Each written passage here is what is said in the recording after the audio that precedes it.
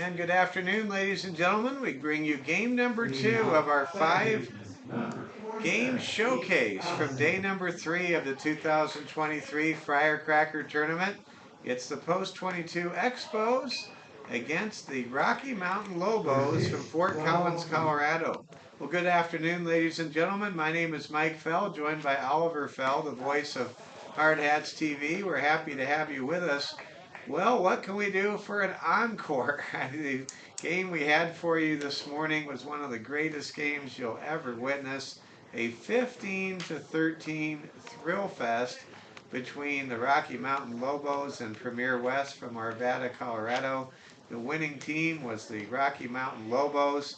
A Walker Tolpa bases clearing double was the difference in a 15-13 victory for Rocky Mountain, and now the Rocky Mountain Lobos take on a 41-7 Post 22 team that has, for the most part, as the farm team for the Hard Hats, faced a team schedule of what you'd call second level or JV or small town teams.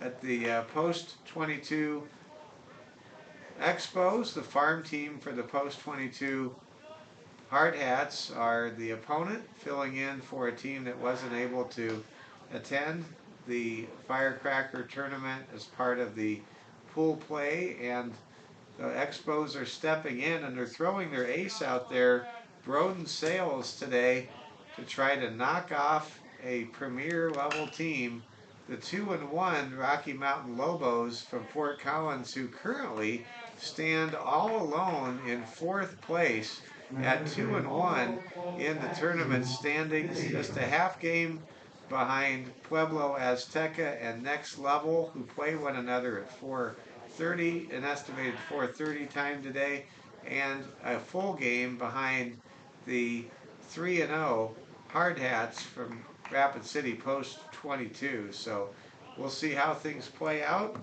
Leadoff man's aboard for Rocky Mountain, and we'll get you the statistics and information as we go along here. Trying to scramble to get you the lineups. I still have to find my own lineup for the Rocky Mountain Lobos and let you know who's even on base and hitting at this moment in time. Everything kind of coming together slowly. Ball is struck by a Lobo to left field. That's out number 1. That drive to right field is caught by the left fielder for the first out. And now here comes Phoenix West, the number 3 hitter for the Rocky Mountain Lobos. Phoenix had some key contributions in the 2-run victory by Rocky Mountain this morning over Premier West. Phoenix West, the third baseman for the Lobos. Also a relief pitcher, as we found out earlier, for the Lobos.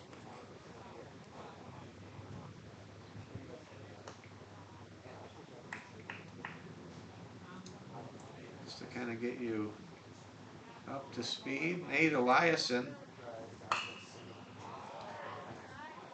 he is at first base by virtue of a walk.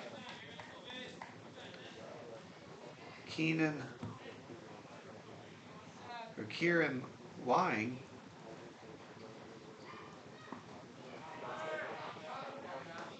he flew out to left field a moment ago. I'll give you the starting lineups as I have the opportunity to present them.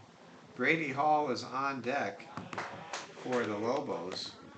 We're in the top half of the first inning. No score. We're just underway. The Post 22 Expos and the Rocky Mountain Lobos meeting up. It's the Lobos and the Expos, and we're going to have ourselves a great afternoon of baseball. Mike Fell with Oliver Fell.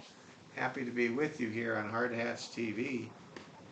Game number 2 of our 5-game showcase, and it all ends with a fireworks display about 30 minutes after the conclusion of the Post 22 Hard Hats and Missoula Mavericks game tonight. And there is a base on balls, a second walk issued by Broden Sales.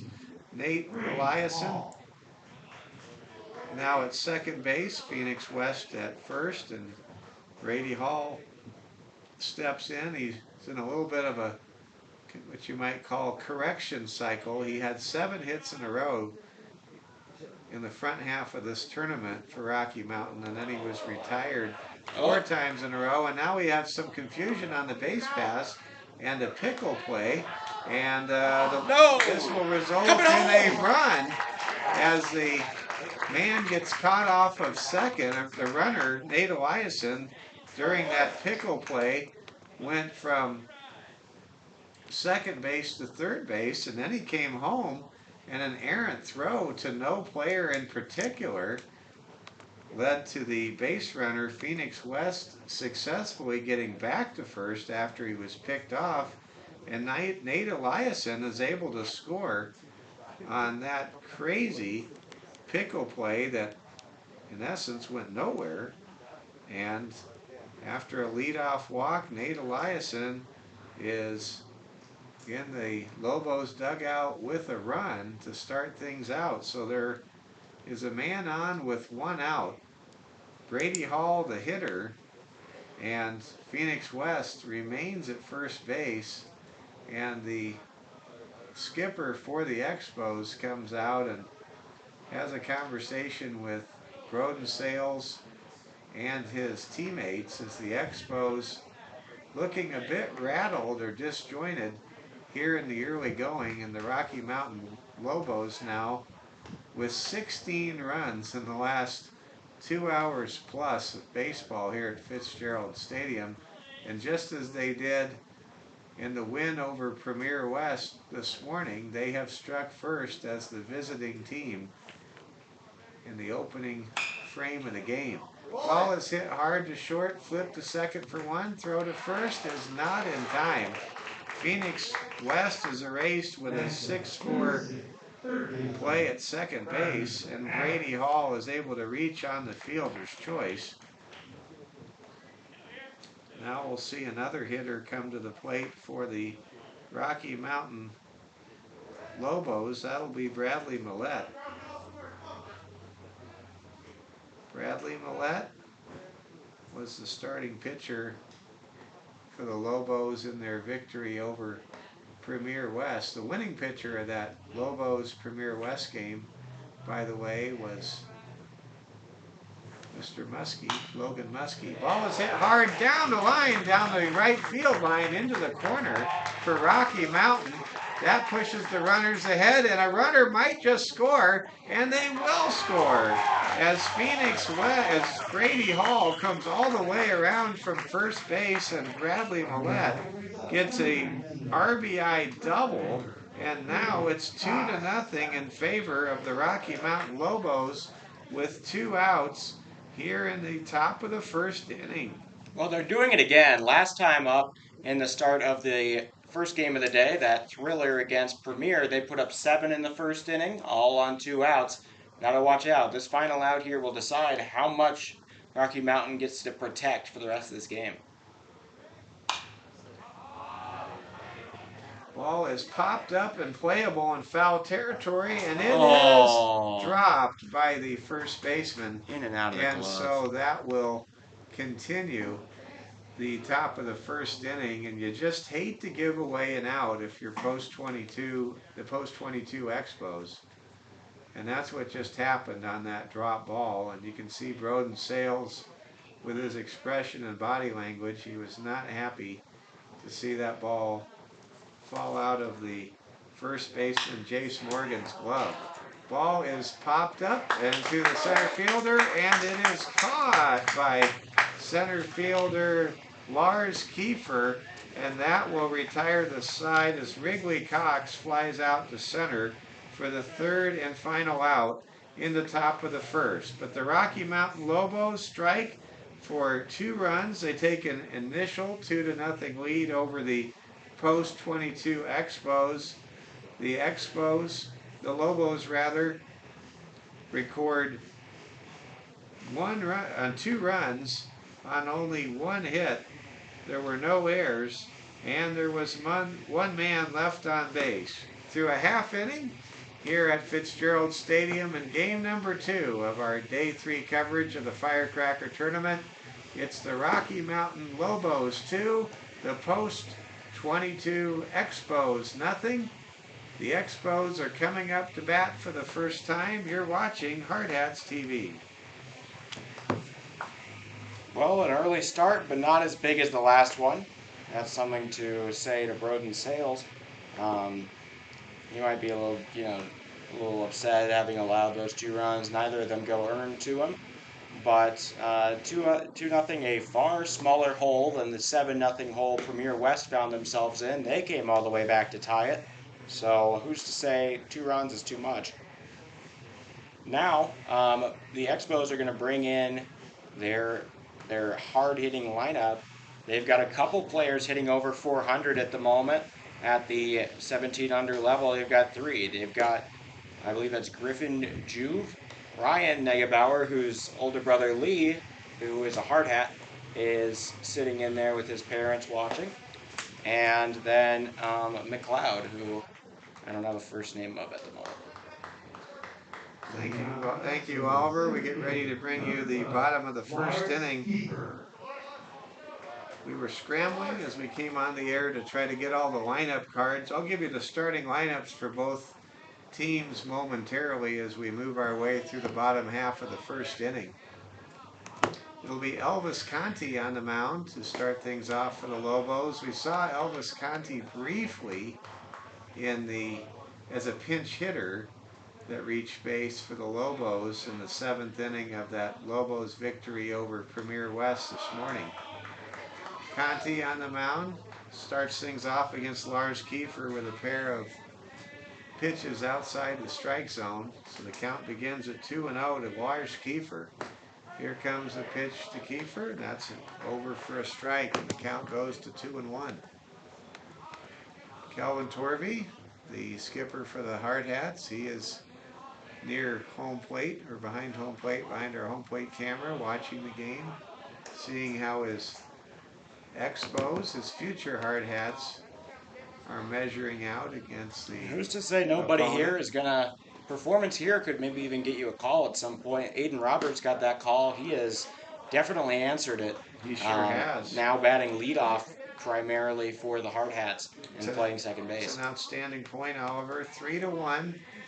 3-1, 3-2 is the full count here to Lars Kiefer. Kiefer nails the ball down the line and out of play, and we'll replay the 3-2 pitch here with Conti facing Kiefer.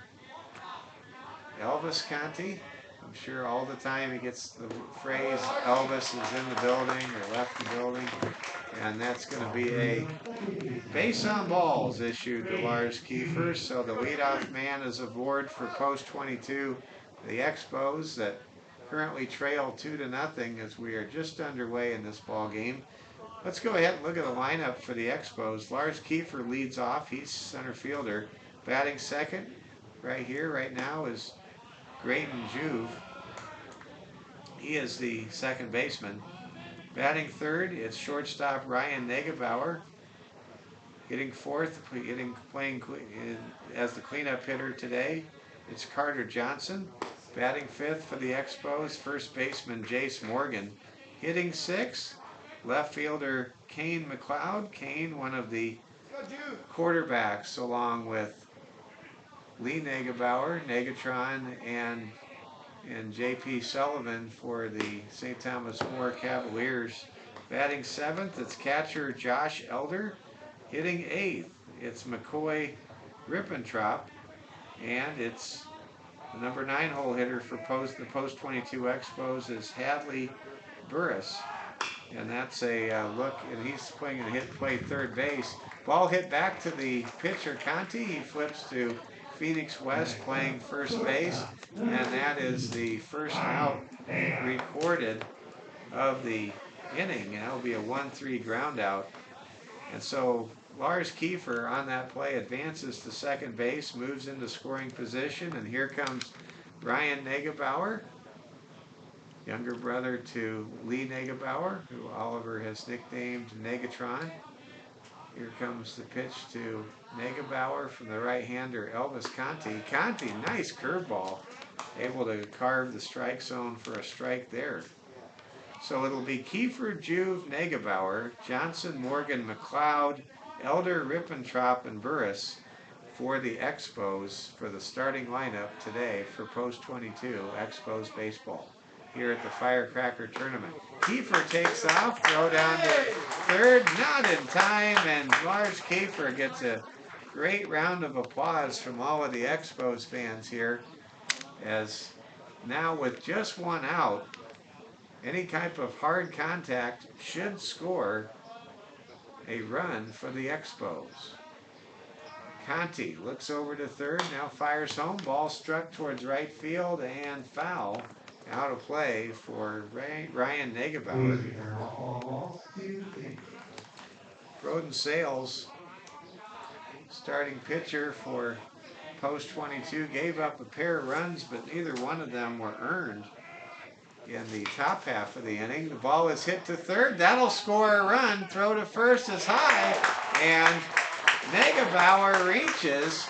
That'll be an error on the third baseman for Rocky Mountain. It's Phoenix West actually playing third base, and that's an error on Phoenix. So Negebauer's at first base, and he drives in the run on the ground out. Lars Kiefer crosses home plate, and it's a 2-1 ball game in favor of the 2-1 Rocky Mountain Lobos. Ball is hit up the middle. It hits the bag, and everybody's gonna be safe. Wow, that's something you don't see every day. Saved by the bag. The ball hits the bag. It was almost certainly going to be an out at second, maybe even a double play.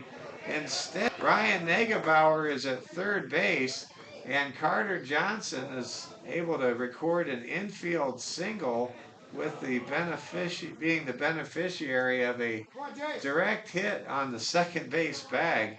And now here comes Jace Morgan with runners at the corners and just one out.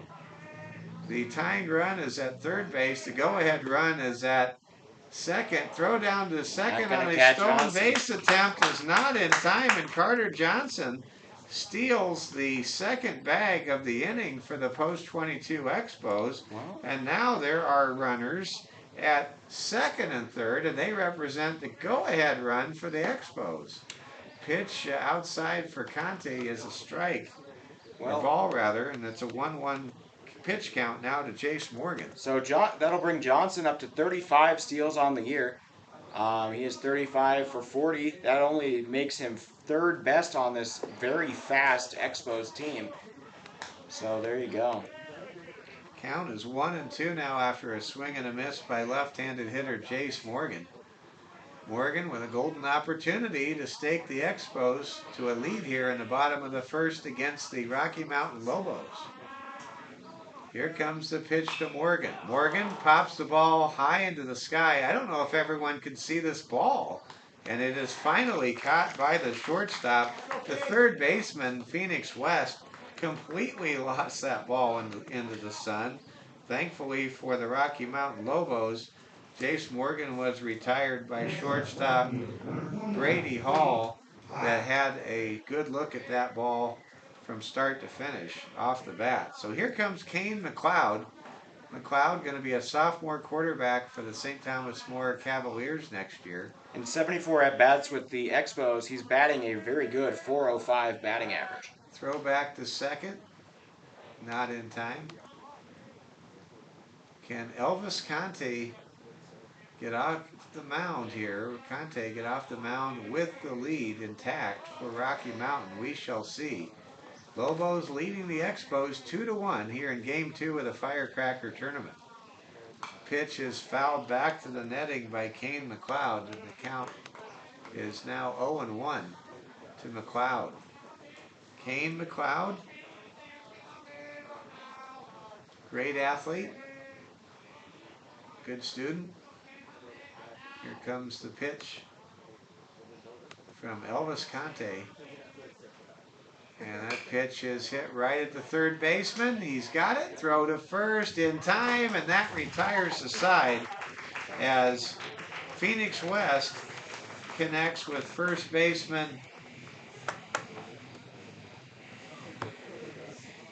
Not sure who that was. The first baseman for the final out of the inning.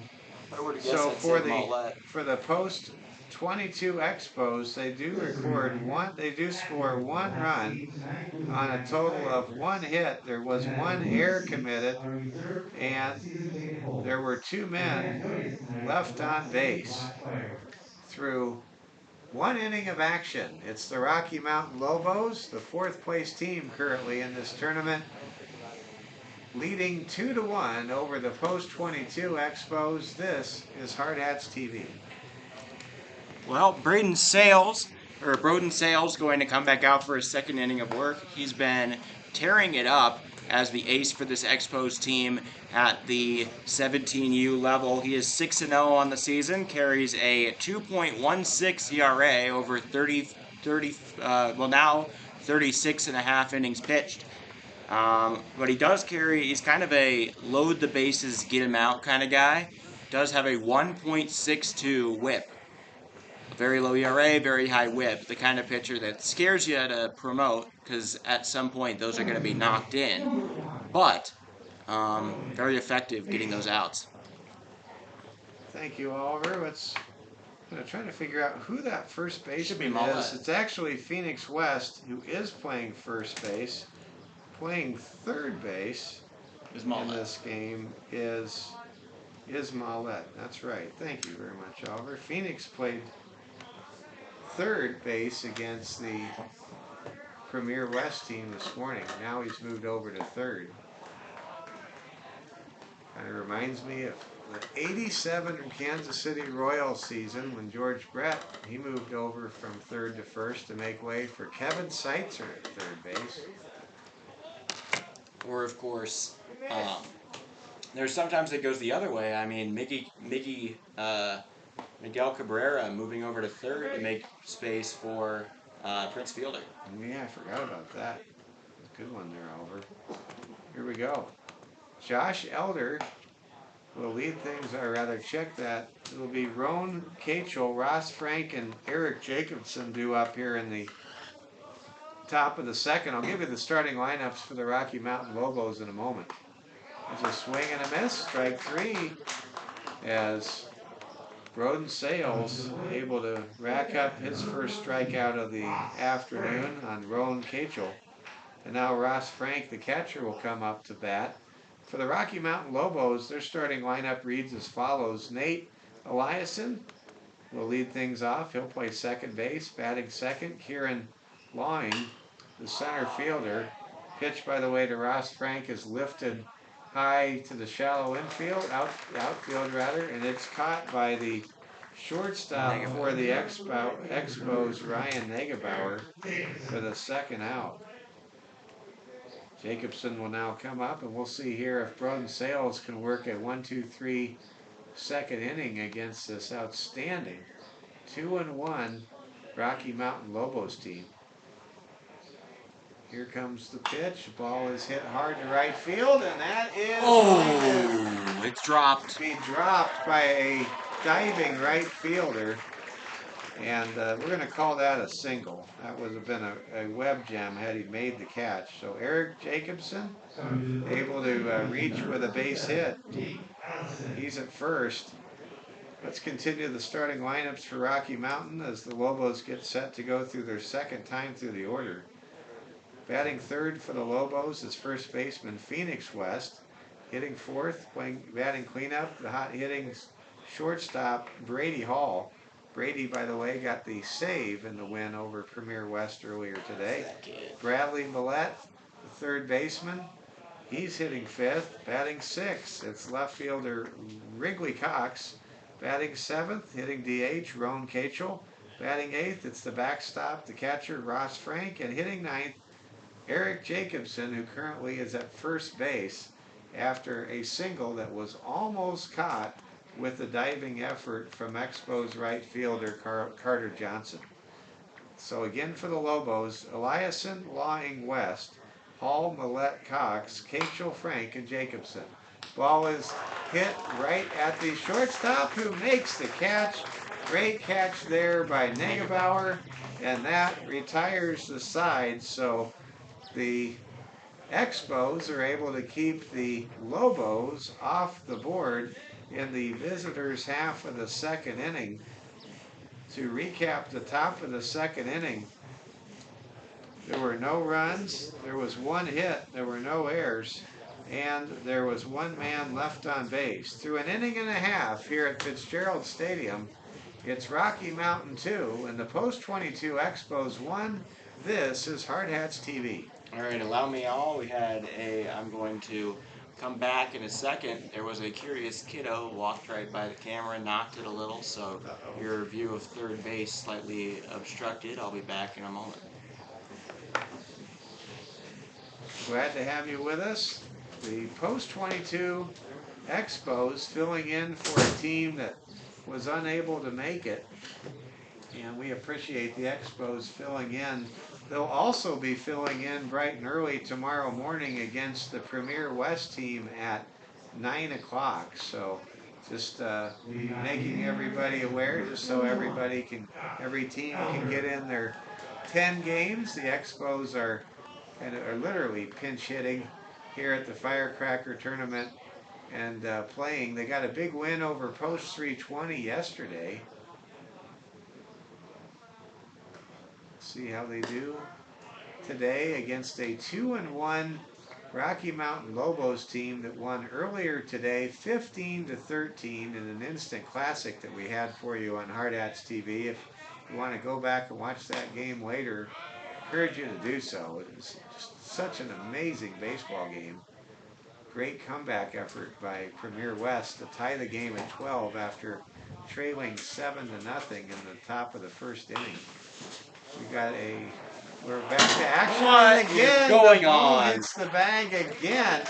The friendly second base bag puts Josh Elder on first base, and that's twice now. We saw it with Carter Johnson in the first inning.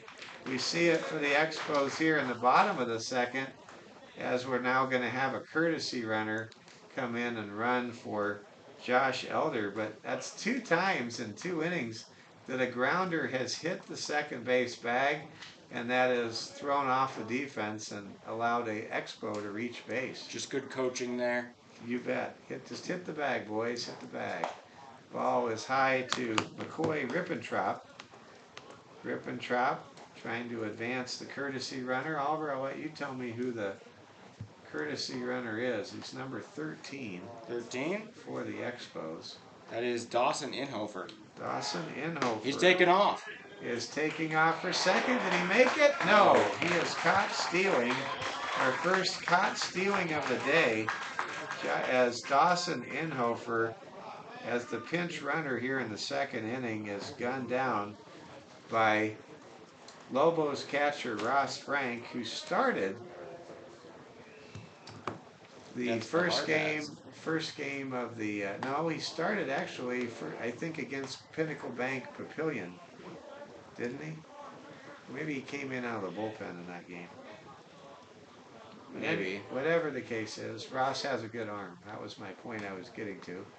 Throw by Elvis Conte is just off the mark. The count quickly moves to 3-1 against McCoy Rippentrop.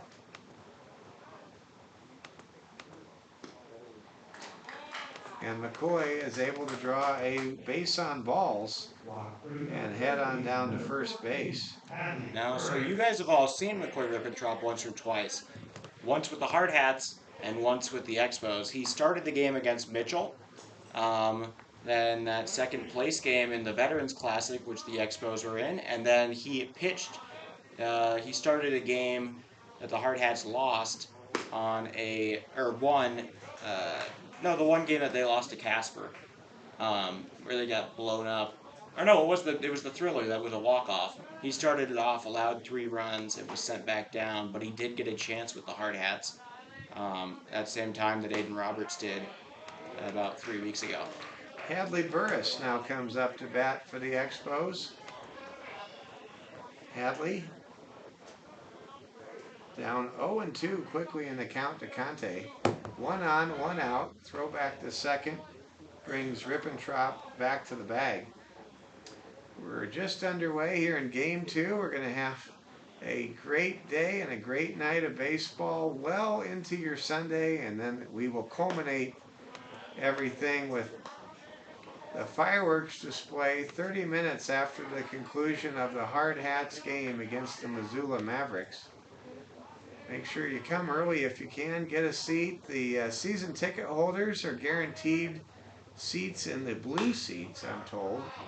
Everyone else can sit in the red seats or the red bleachers, or just bring a blanket or lawn chair and be on the grass berm.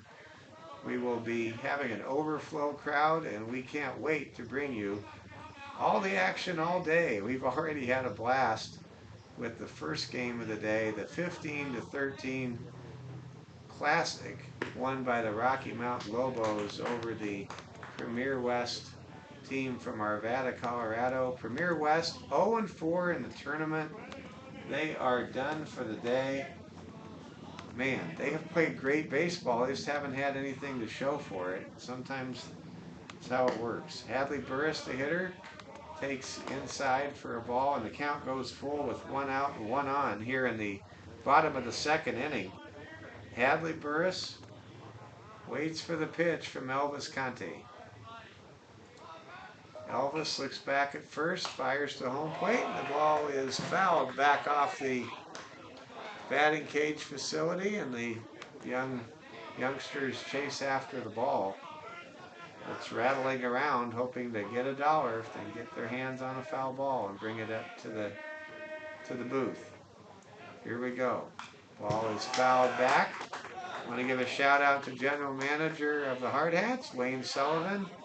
Also want to give big acknowledgments to Kelly Roach and Darren Good for all they're doing to bring you the Firecracker tournament this year.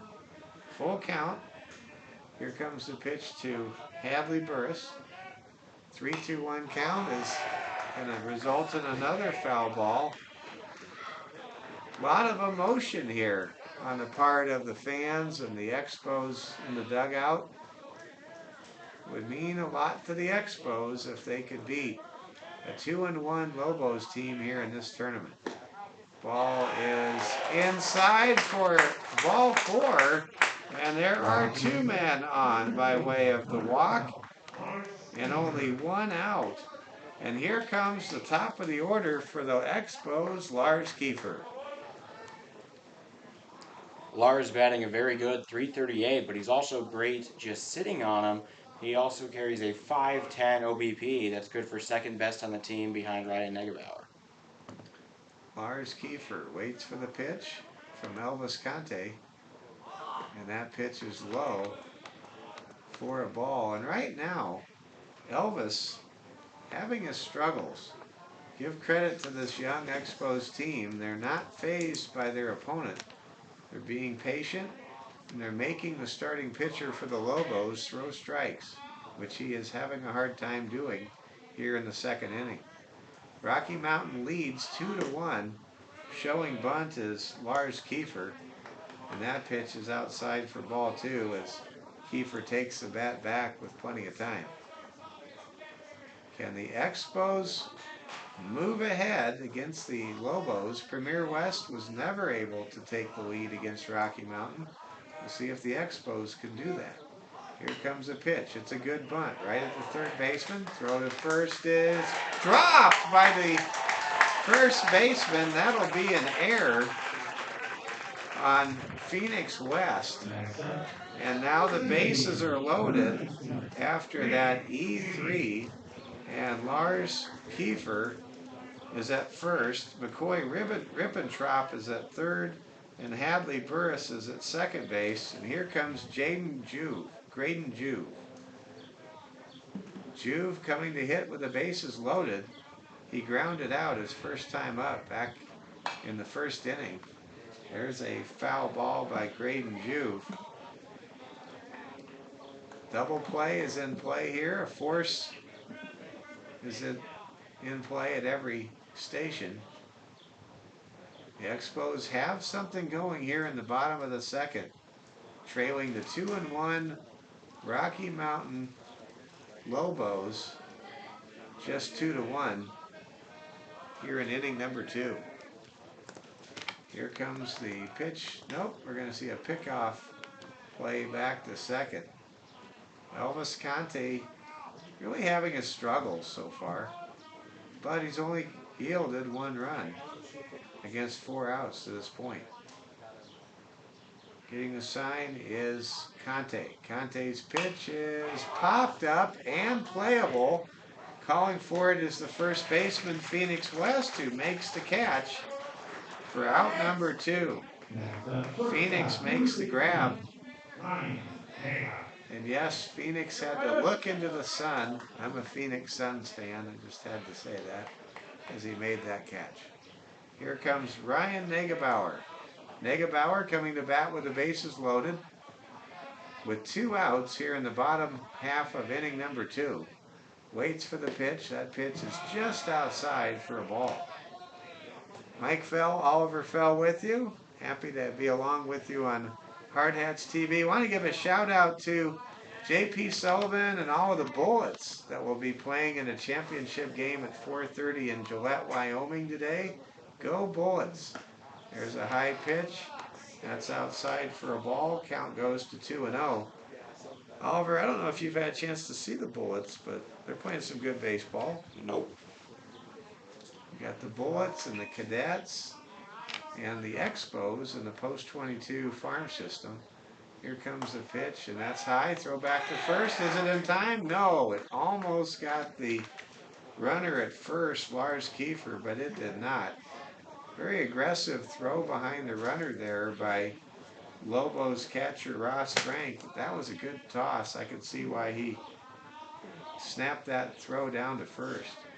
Here comes the 2-1 pitch with 2 outs and the bases filled with Expos from Elvis Conte. Elvis's pitch is low for ball 3, and now Ryan Negebauer, if he can just draw 1 more ball, can tie this game. Here comes the 3-1 pitch from Elvis Conte for Rocky Mountain.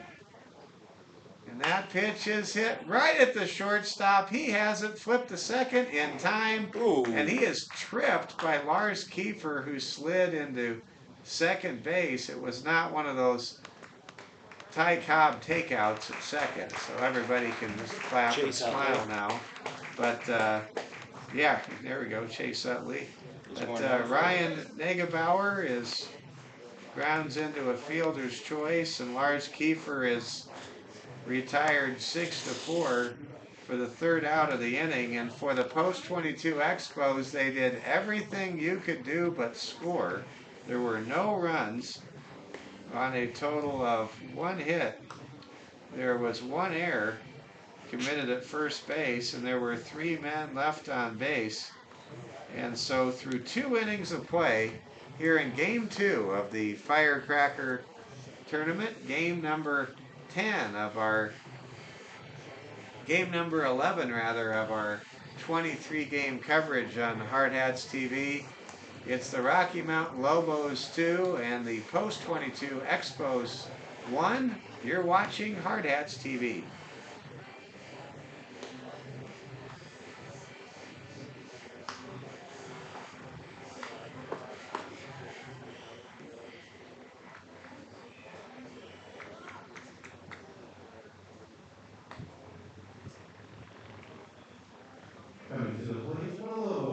Now we move to the top of the 3rd inning. The Lobos trying to get a sweep and advance their chances here in the Firecracker tournament.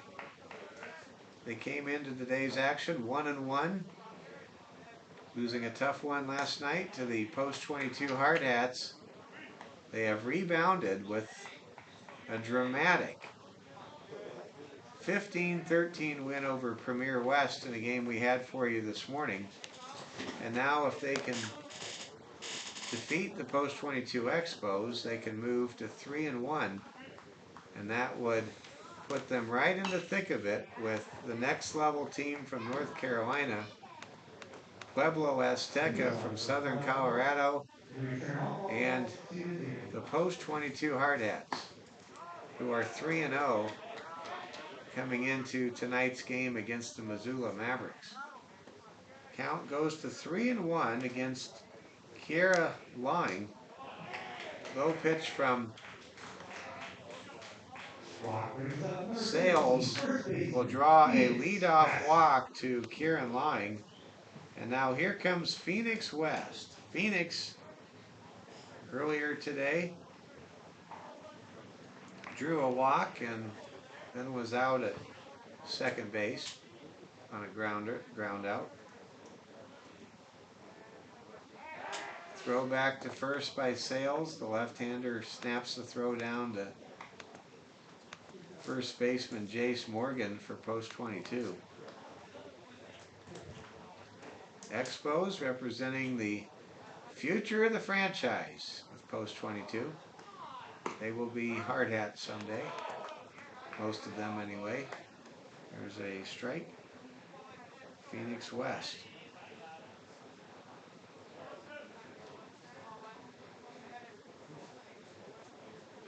Here comes the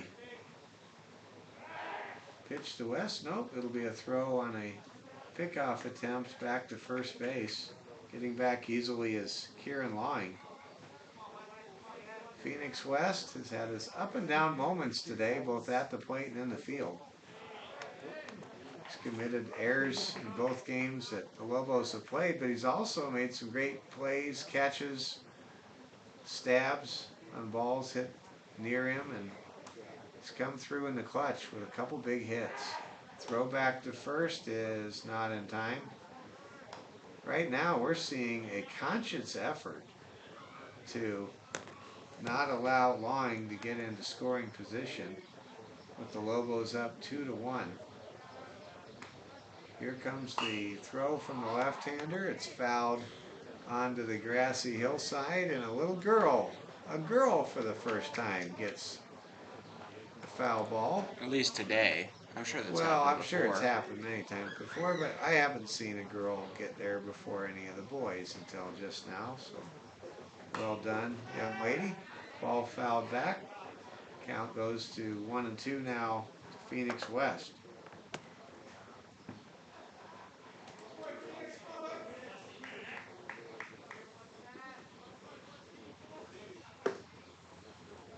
Here comes the pitch to Phoenix, and it is high for the ball. Count now evens at 2 balls and 2 strikes. Score from Cincinnati, Ohio. The Cincinnati Reds lead the San Diego Padres 2-0. See if the Padres can come back. Count now goes to 3 balls and 2 strikes.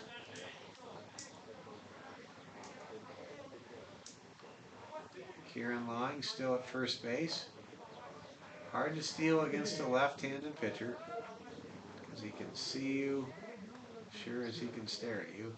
Here comes a throw low, and that's ball 4. Phoenix West able to draw a walk on Broden Sales. And now there are 2 on with nobody out. Here comes a very dangerous hitter in Brady Hall.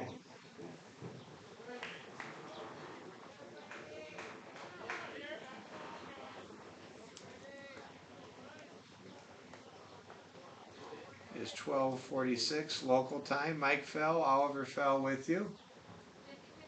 What a game we had this morning. We're thrilled to have another great game for you here.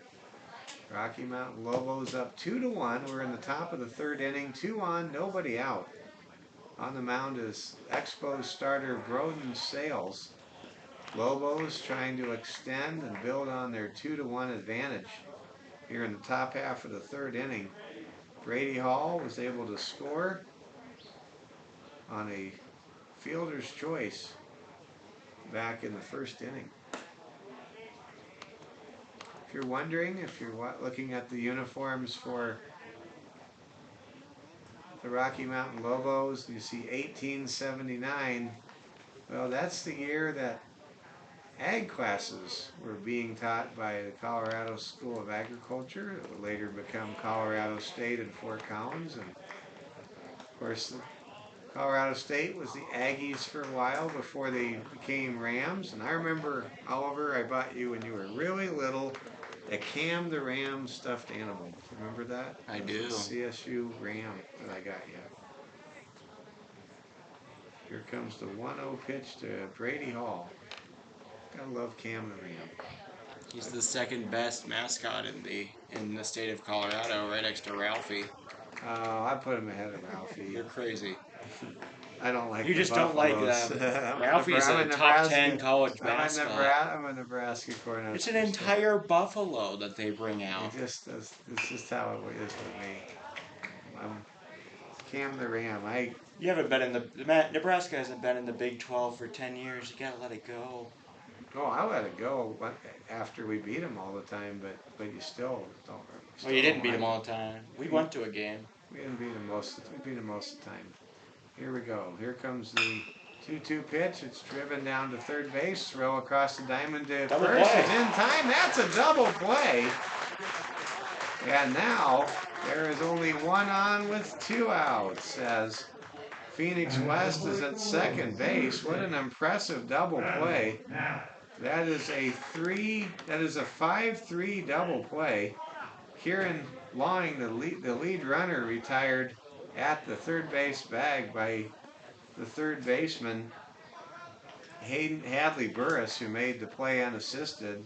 Then he threw over to Jace Morgan at first, and that is an impressive 5-3 double play. And Phoenix West now in scoring position with 2 outs. And here comes Bradley Millette. Bradley had an RBI double back in the first inning.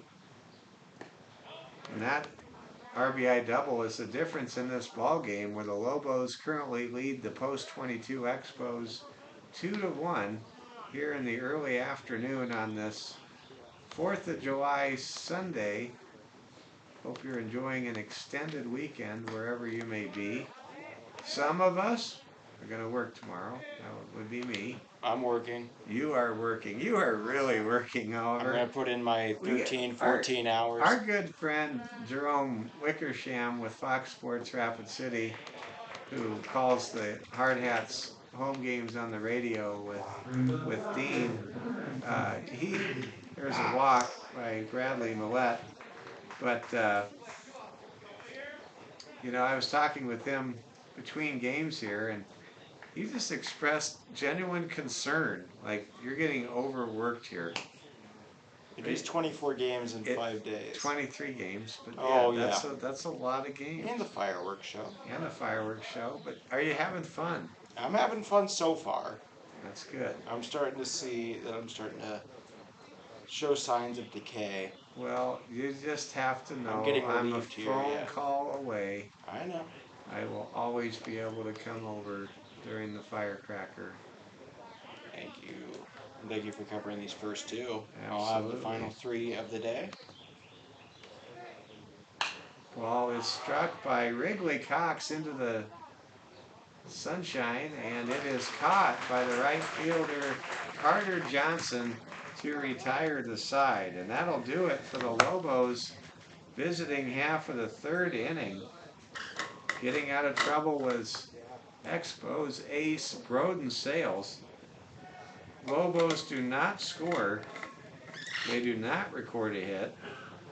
They did draw 3 walks. There were no errors committed, and there were a pair of Lobos left on base. Through 2.5 innings of action here at Fitzgerald Stadium, it's the Rocky Mountain Lobos 2 and the Post 22 Expos 1. You're watching Hard Hats TV. So there we are. This is a completely different game than the previous, which was 7-6 after 2. We're entering 6 after 3. So we are entering a 2-1 bottom of the 3rd. Expos stranded 3 in the last inning. The tying run and go-ahead run among them. So far, pretty good game here, pitching by Elvis for the Lobos. This game does count all for pool play. The Expos doesn't matter for them though. They are locked in to play against the team who finishes 7th on Tuesday. So they'll play that 7 versus 8 game no matter what. This is just kind of a get a win for the team though. They'd like to get a win over this senior Rocky Mountain team. They definitely gave the Hard Hats a tough time, and then 7-5 win last night.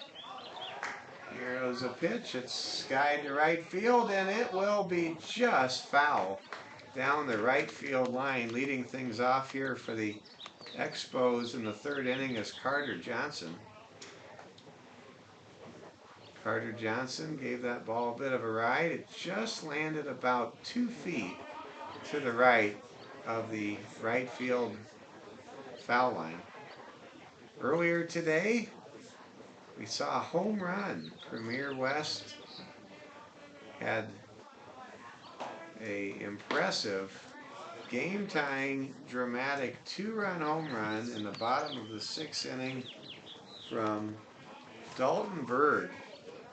What a moment that was earlier today as Premier West rallied from 7 runs down to force a tie with that home run.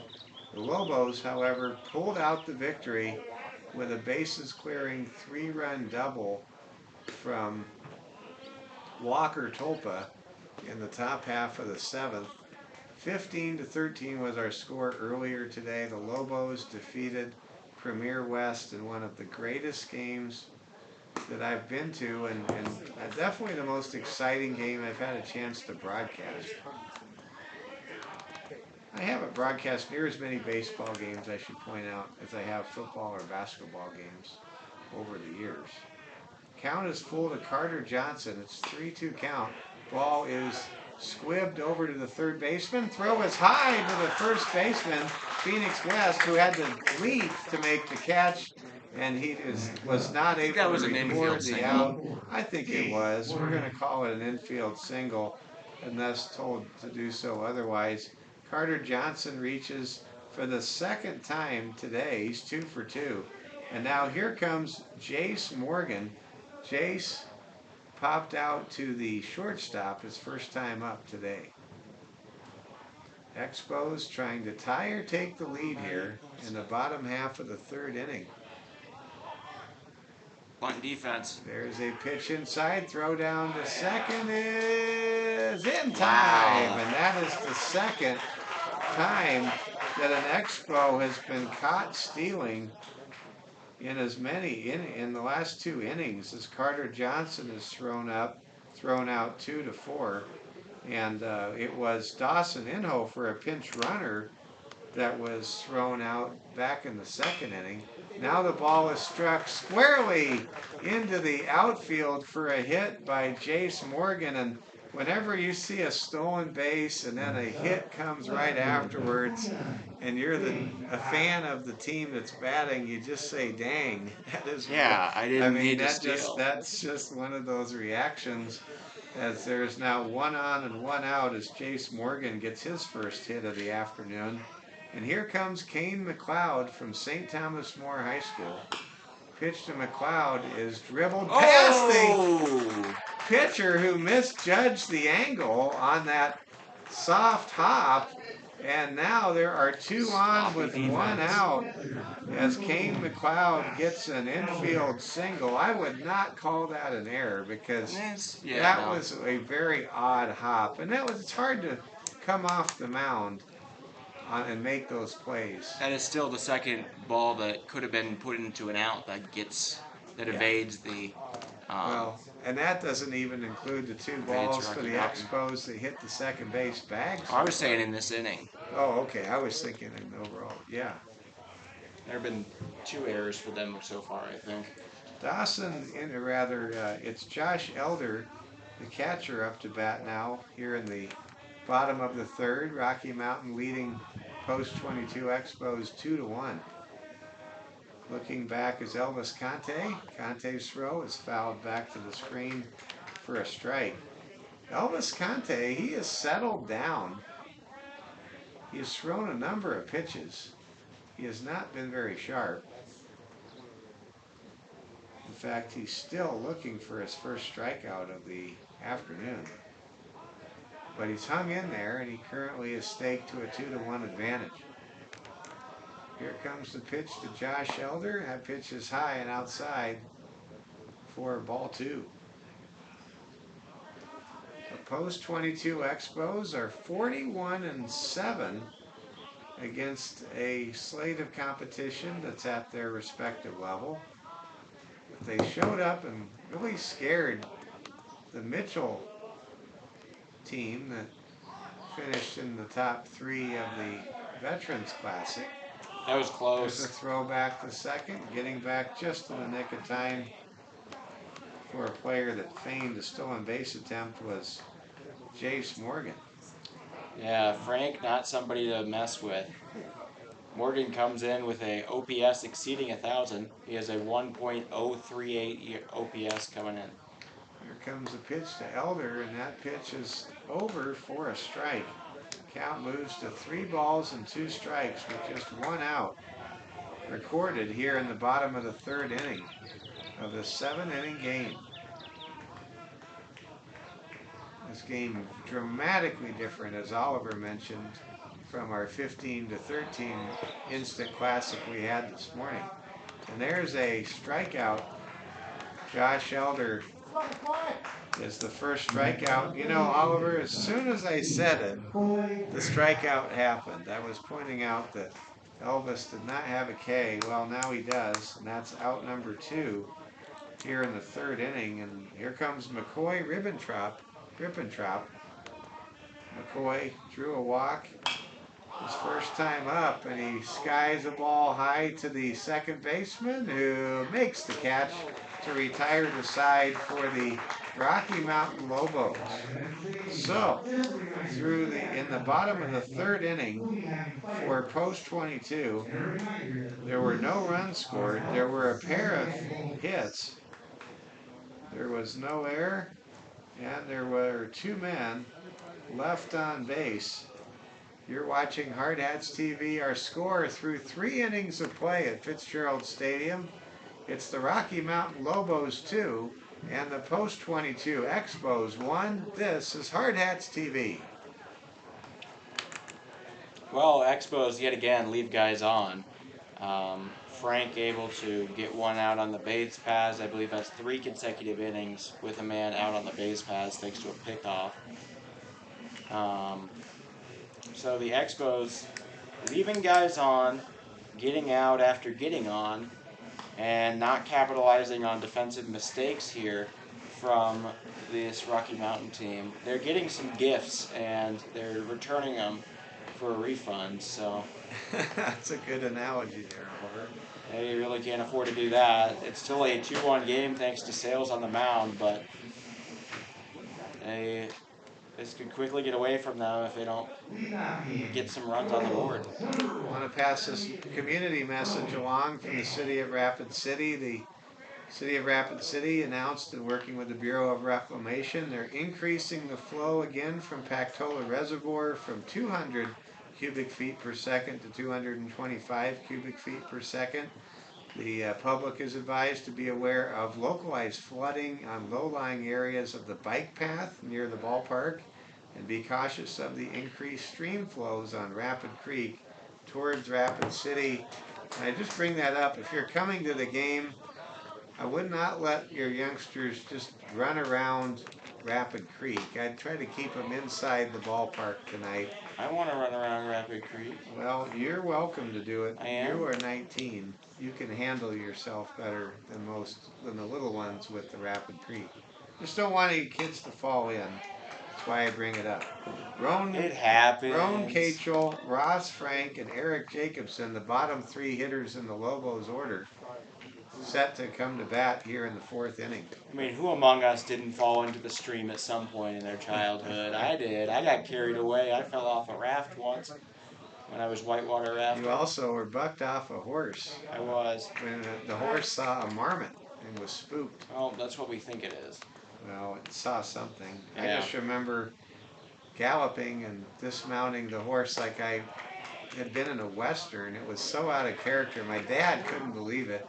I think it was the biggest shock I gave your grandfather in his life.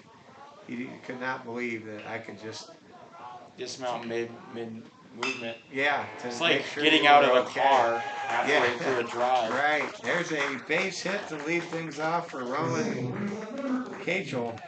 And now Ross Frank, the catcher, who has gunned down a pair of Expos already this afternoon, will come to bat. Ross flew out to the shortstop, popped out to the shortstop his first time up. Here comes Ross Frank against starter Broden Sales. He drills a ball out of play down the right field line. But Oliver, I'll tell you, when you were bucked off a horse, it's just, the protective instincts that the parent has just kicked in. I rode that horse, charged it out there, and I was, that was like crazy. I probably could never do that again. It's amazing what you have to do when you have to do it, or think you have to do it. Here comes the 0-2 pitch to Ross Frank, and that pitch is over for strike 3. That is the second strikeout of the game for Broden Sales, the starter for the post-22 Expos, and now there is 1 on and 1 out. And here comes Eric Jacobson, who had a single back in inning number 2. On deck, it's the very dangerous Nate Eliason. Double play ball is in play here if the Expos can turn one.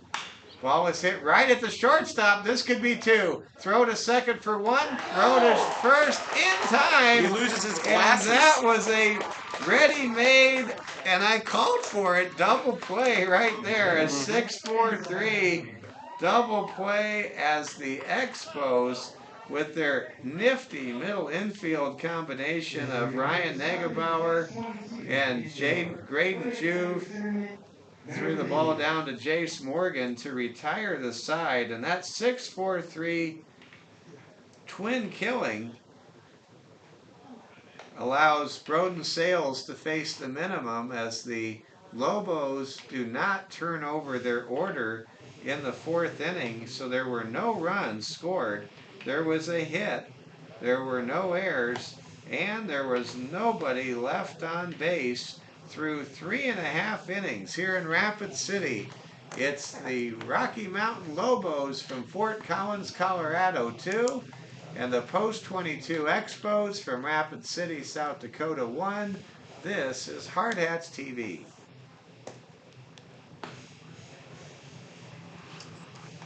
Okay, well, Expos gonna get another chance. They are getting hits. They are getting base runners. They are not getting runs. And, well, that's unique among them. All the rest of these teams, except for, I suppose, Papillion. Papillion only got 2 runs, have been able to get to this Rocky Mountain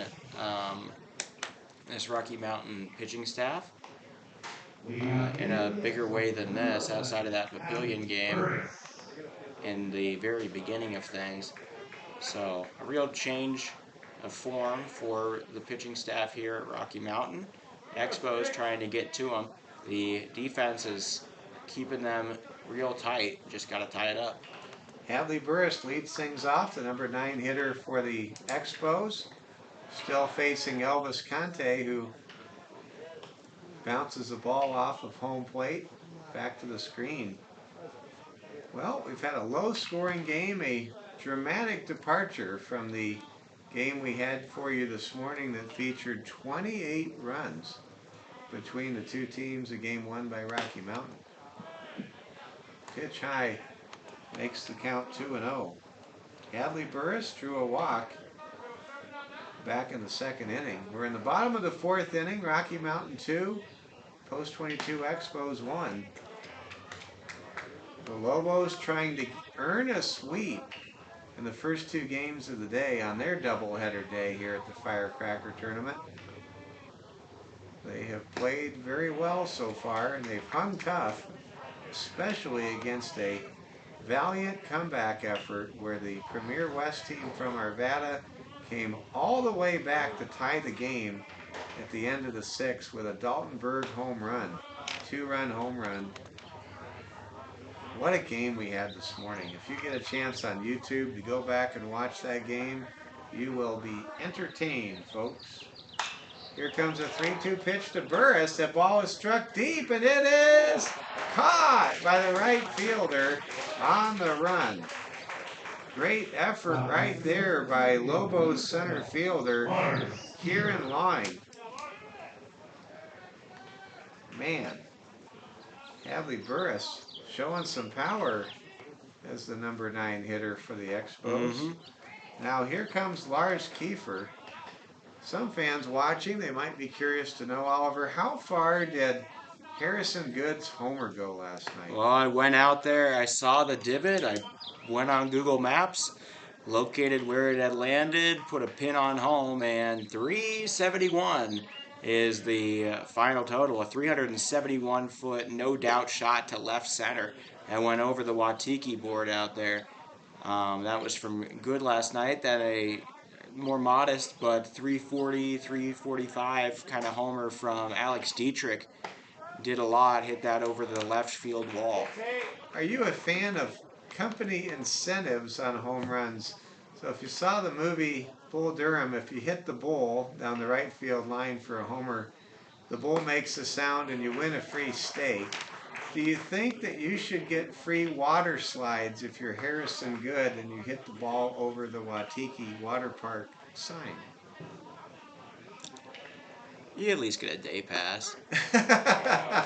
He hit the ball 371 feet. That's a strikeout as Lars Kiefer strikes out at the hands of Elvis Conte for Rocky Mountain for out number 2.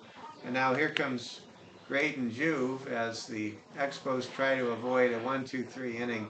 I think Harrison Good should get more than the day pass. Just have to say that. Very brave. By the way, I see the Pinnacle Bank team from Papillion, from the Omaha area. They're watching this game. They're going to play Pueblo Azteca next. Throw from short second to first is in time to retire Graydon Juve, and that is a very nondescript and routine 1-2-3 bottom of the 4th inning. The Expos failed to threaten, failed to get any hits, runs. There were no errors committed, and no one was left on base. And we have a 2-1 game as we go to the top of the 5th inning. Rocky Mountain getting a 2-1 lead, and they have been able to make that stand up. And I just witnessed a very intense tongue lashing from the skipper for Rocky Mountain. He is not happy. That's Cole Anderson. He is not happy with the intensity of his Lobos team. Oh. As the Lobos have allowed the Expos to an extent to hang around. It's a 1-run game, and I mean they've won 2 really hard ones. They have, and it's hard to come off one of the greatest games. This team, maybe the greatest game these boys played in, to just turn around and then play another game against a farm team. But you know what? This is a big moment for the Firecracker tournament, and this game counts. And if you're going to compete for the title of the Firecracker tournament, one of the greatest tournaments in the United States of America, on 4th of July weekend, and you're the Lobos, you have to win this game. And they are only up by 1 run as we go to the 5th. And the Expos, give the Expos credit. They are going for it, and they are hanging tough. And back out there is the starter, Broden Sales, who has done wonders to keep the Rocky Mountain Lobos off the scoreboard for innings 2, 3, and 4. Mike Fell, Oliver Fell with you, broadcasting from Fitzgerald Stadium. What a nice hot July day for baseball. We can hear the birds tweeting. In fact, I can even find the tweeting bird. He's on that little wire right up there. He has a very eloquent. Oliver spotted a wild turkey with its little tiny turklets. I don't know if that's the official term. Well, I'll go with it. Just like I'll go with one of your pitches over the plate as strikey.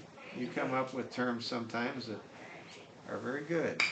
Ball is hit past the third base bag down the line.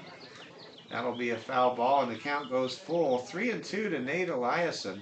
Eliason has played very well today, going back to that 15-13 win over Premier West this morning. He is 0 for 1 with a run scored back in the first on a walk. Eliason's going to pop up the ball. No one can see it, Oh. and it lands foul just beyond the edge of the Rocky Mountain. That was a lot closer to being playable than anybody realized. Yeah. I mean, the on-deck circle was like, Yeah, Kieran Lying, the on-deck hitter for the Lobos, he was worried that ball might just land on top of him. Here we go. Ball is just off the plate, and a leadoff walk is issued. Barely missed. By Sales to Nate Eliason. Eliason very dangerous when he gets on the base paths. He's stolen a number of bases here at this Firecracker tournament. This is game number 4 for the Lobos. They are 2-1 in tournament play. They defeated Missoula 8-2 in 7 innings in the first game of the tournament early afternoon on Friday. Then they lost a tough one 7-5 to the Hard Hats last night in 7 innings, and of course they bounced back, scoring 15 runs en route to a 15-13 decision over Premier West. That puts the Lobos 2-1, and I want to give a shout out to Tyler Hansen. He's a banking friend of mine at Security First Bank, and he went to Rocky Mountain and got his Lobos shirt on. There's a potential ground double play ball. They do get the lead runner. Eric Eliason is thrown out on a 5-4 fielder's choice play. And Kieran Lying is at first on a fielder's choice as he's able to beat out that grounder on a possible double play event. And now here comes Phoenix West. Phoenix West, 0 for 0. He has a pair of walks. And he pops the ball up, and it's playable, and it's caught by the third baseman for the Expos, Hadley Burris. And that's 2 down with 1 on now. And how about these Expos? They are just hanging around and hanging around, looking to pull a huge upset as they play as a fill-in or stand-in team this afternoon here at Fitzgerald Stadium. Brady Hall now the hitter. Ooh. Brady gives the ball a ride deep in the corner, and it's caught for out number 3. And the Expos fans get a great round of applause. Making that catch in left was Kane McLeod, and the Expos are hanging tough as for the 4th consecutive time they keep the Lobos from crossing home plate. In the top half of the 5th inning, there were no runs, there were no hits, there were no errors, and there was 1 man left on base. Through 4.5 innings of play at Fitzgerald Stadium, it's the Rocky Mountain Lobos 2 and the Post 22 Expos 1. You're watching Hard Hats TV. Well, Sale's doing what he does. He's 6-0 for a reason. He allows guys on. He's known for that. 1.6 ERA, but a 2.1 or 1.6 WHIP, but a 2.2 ERA is a very good place to be if you're trying to prevent runs. He gives 4 scoreless after that early first inning thing, and once again, the Expos, they seem to always get guys on, never bring them around. And they've got to change that soon. All this time being bought for them to make a comeback doesn't matter much if you never make it.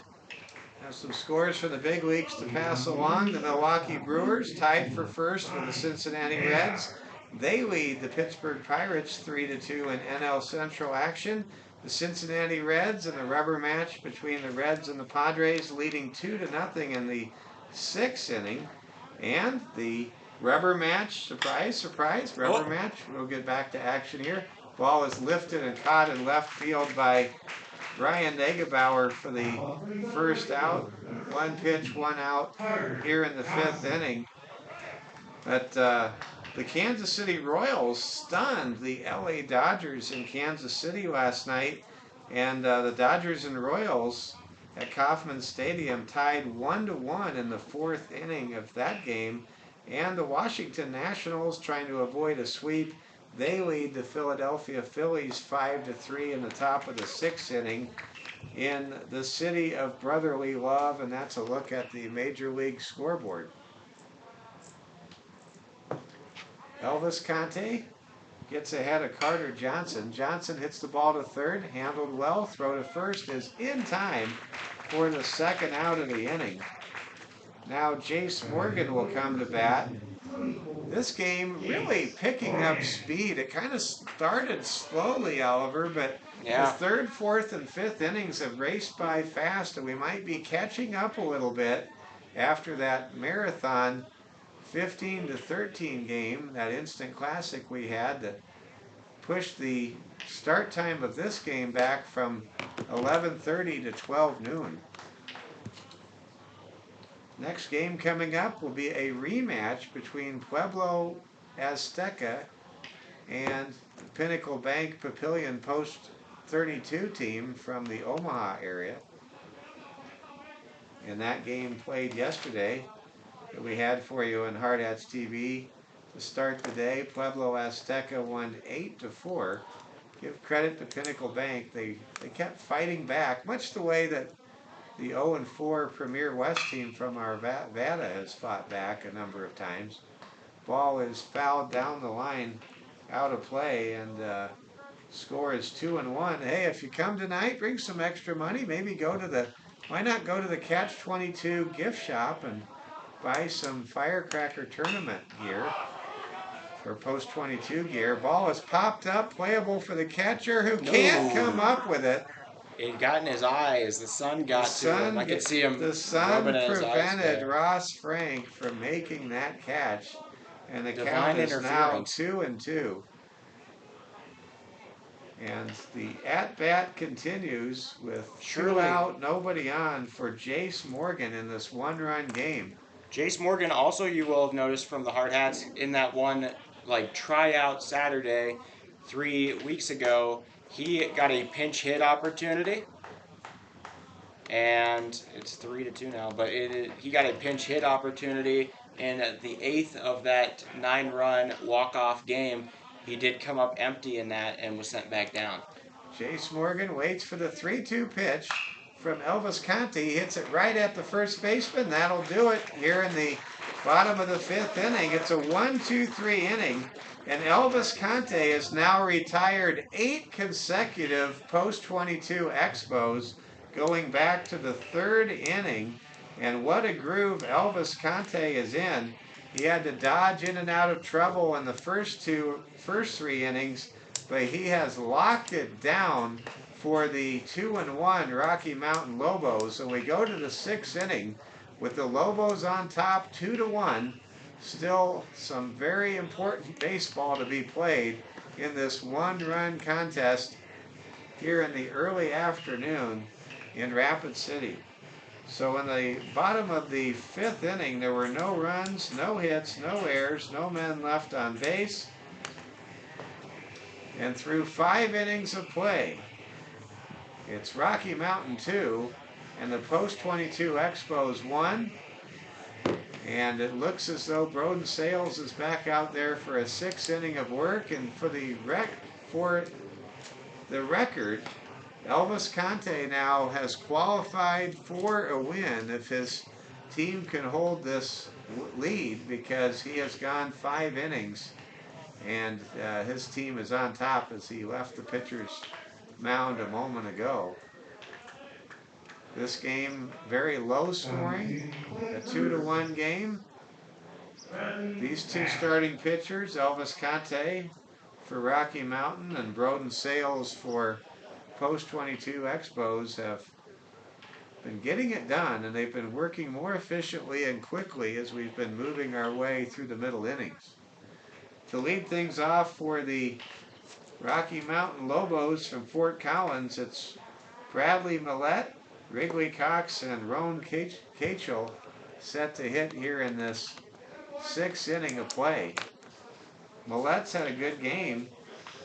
He has an RBI double from back in the 1st inning, and that has stood up as the difference in this game offensively to this point. I want to say that out of all the hard hats pitchers I would relate, Broden Sales most similar, I'd say, to Lighty. Quite a few Ks, allows quite a few base runners, but seems to always get out of trouble.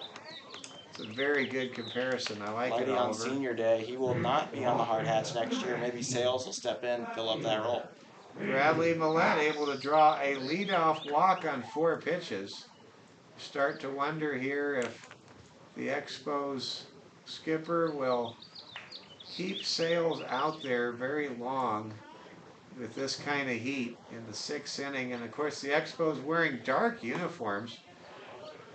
So are the Lobos for that matter. But when you wear dark uniforms on a hot day, it's simple science. You're just going to heat up a little more than if you wear lighter tops. Let's hope the Azteca are not wearing hot uniforms for Castilla's sake. I have not seen the Azteca team appear yet. Are they the white one in the bullpen over there? Or? I don't see a team in the bullpen. There's a couple white jersey people out yes, there. I think you're right. Ball is struck hard to center field, but right on the button. That'll be a fly out to center field by Wrigley Cox, who was 0 for 3 in this game. Cox did not play in the earlier victory this morning against Premier West. Now Roan Cachel comes up to hit. Cachel, right-handed swinger. He's got something going on with his socks there, Oliver. Kind of a Pittsburgh Pirate He's thing. got a little, yeah. With the striped high socks. Here comes a pitch. It is high for a ball. He's tucked in his pants there underneath the socks. I like it. It's very old school, almost knicker-like. Here comes a pitch. That's a high swing and a miss for a strike. We try to catch the little things here at Hard Hats TV, like high socks or something a little different. You caught the shoes of one of the pitchers. Looked like he had some different kind of shoe the other day. There's a pit throw back to first. He gets back there easily. At first is Bradley Millette. Millette would love to circle the bases and give the Lobos a key insurance run. It's currently a 2-1 game with the Lobos leading the Expos. Long fly ball goes to center field, and it is called for and caught cleanly by the Expos center fielder Lars Kiefer. And that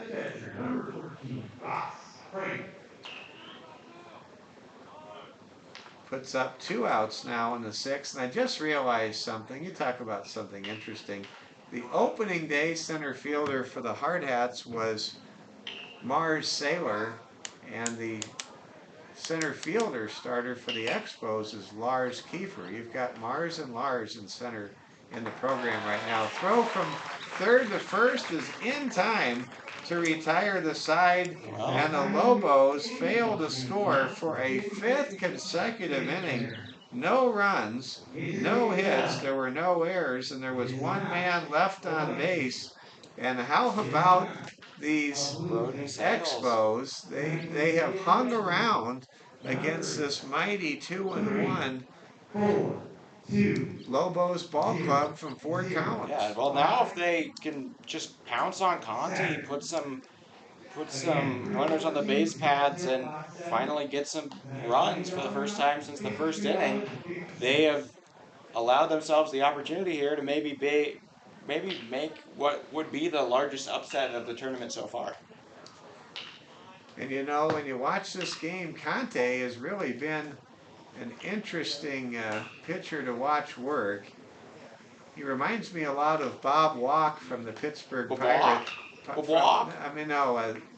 Rather Zane Smith. Okay. That's what I was going for. For the Pittsburgh Pirates in the early 1990s, on those Bobby Bonilla, Barry Bonds teams. Oh, Bobby Bonilla Day was yesterday. It was. That's right. He got paid. He got paid 1.2 million this year. That is so funny. Bobby Bonilla Day. The Mets have to cut a check to Bobby Bonilla every day the rest of his life on July 1st for a lot of money. Yep, That is, it's that is over a a great million. way to go. I'll I think tell it's you, 1.2. I have to give a big shout out to my good friend Jim Riley. He is a jingle salesman, the top jingle radio musical jingle salesman in the country. And his son is an agent for Austin Reeves, who agreed to a 4-year max contract with the Los Angeles Lakers yesterday. He gets 30% of that contract. I'm very He picked happy up for my friend's some son as a undrafted. 20-something agent who just graduated from Villanova Law School about 2 or 3 years ago. Wow. I mean, he picked up some undrafted guy out of I mean, Oklahoma. it's He right got out of him and Jerry. Drew It's Smith. even a better story than Jerry Maguire, quite candidly. Yeah. Oh, I mean, they went. He went after two Big 12 undrafted guys. Isn't that great? One of them out of the league, out of the G League within 2 years. The other one a max contract. And he's been my friend Jim. I talk to him on a regular basis. He's been telling me all these moments for a long time, and I'll share more of the story as we go along. Gavin McLeod lead things off here for the post 22 Expos. Here comes the pitch from Elvis Conti. That's a swing and a miss. The ball is dropped. Throw down to first in time, and that will be the third strikeout of the afternoon for Elvis Conte. But more importantly, that's the 9th consecutive time that Conte has retired an Expo. In fact, Elvis Conte has gone completely around the lineup for the post 22 Expos and recorded 9 consecutive outs. Now here comes Josh Elder. Elder 1 for 2 today. He was the first strikeout victim for Elvis Conte. Conte, by the way, a tall player. He was pinch hitting against Premier West this morning. And I'm like, that guy is a man. He is tall. I think he stands about your height, Oliver. Oh, you have no idea about that CSU Pueblo guy for this. What was his name? Ross Travis, maybe. Ball is, by the way, dribbled to second. Could be trouble. Flipped by the glove in time to first. What a nifty play by Nate Eliason. He flips the ball right out of his glove to his buddy Phoenix West, and that's now 10 consecutive Expos retired on that dribbler down the line from Josh Elder, the catcher for post 22's Expos. Now here comes McCoy Ribbentrop for all of the dominance in the middle to late innings by pitcher Elvis Conte for the Rocky Mountain Lobos. Lest we forget, it's still a one-run game. One swing of the bat can tie this thing. Ribbentrop gets a straight flare right to the right fielder. It will not be a hit. I thought he might have had a hit. He did not. And that's yet another 1-2-3 inning for Elvis Conte, who is turning Fitzgerald Stadium into Elvis's version of a baseball Graceland here this afternoon for the Rocky Mountain Lobos. There were no hits, no runs, no errors, no men left on base. And through 6 innings of play, we go into the 7th and final scheduled frame with the Rocky Mountain Lobos on top 2-1. These two teams have not scored since the first inning. Man alive, this has been quite a day of baseball so far at the Firecracker. Yep, totally. And I'm sure that everybody that's playing later is going to thank these guys. That lack of scoring has sped this thing up. What became a 40-minute delay earlier looks like it might only be maybe 15, 20. I'm sure our friends Kelly Roach, Darren Good, and everybody putting this tournament together cannot complain about the very fast time. By the way, my favorite baseball song is being played right now, and that's Cheap Seats by Alabama. You've probably heard me play it on YouTube TV back at the house a few times. He says YouTube TV. He just means YouTube, but he streams it to the TV. Yes, that's what I do. And I, by the way, am a big fan of YouTube free with ads if you want to see some movies and not have to pay for them. here we go. The Rocky Mountain You pay for Lobos them in ads. come up to bat in the top of the 7th. Lobos looking for a key insurance run, if it's even needed. They have been able to make their 2-1 lead stand up since the first inning. Here we are in the 7th inning. Can the Expos pull off the win of the tournament for the, as far as an upset is concerned to this point?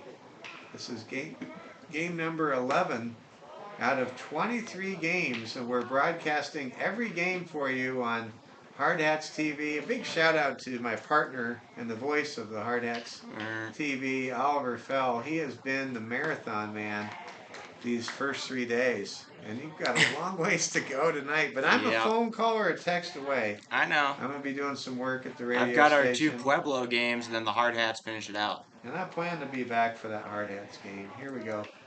Ball Pueblo is next pitched level should be a treat over. later. Yep, I don't want to miss it, but duty call. 3-1 count. Eric Jacobson, the hitter, waiting for the pitch to come from Roden Sales, and that pitch is outside for ball 4. And now the leadoff hitter is aboard, and it just feels a little different to me, Oliver.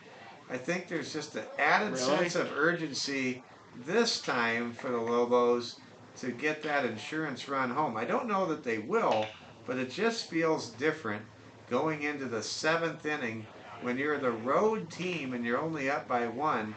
You really want to get that run. There's a throwback from Sales back to first. He thought he had it. He thought that snap throw to Jace Morgan was able to get Eric Jacobson off the bag, and now the skipper for the Expos wants to come out and converse with the umpire about that throw back to first. The umpire says he missed the tag, and that conversation ends about as soon as it starts. And the Expos manager goes back to the dugout. The Expos last night defeated the Post 320 Stars. I had that report passed along to me by Post 320. Steve Ammerman from News Radio KOTA. There's a foul ball down the line. And go ahead, Alvin. Something to know. Post 320 currently ranked 5th in the state, and Legion, we are ranked, I believe, 7th or 8th. I wonder how the minor league team beating them would affect that. It's a good question. Very good question, actually. Nate Eliason, the hitter.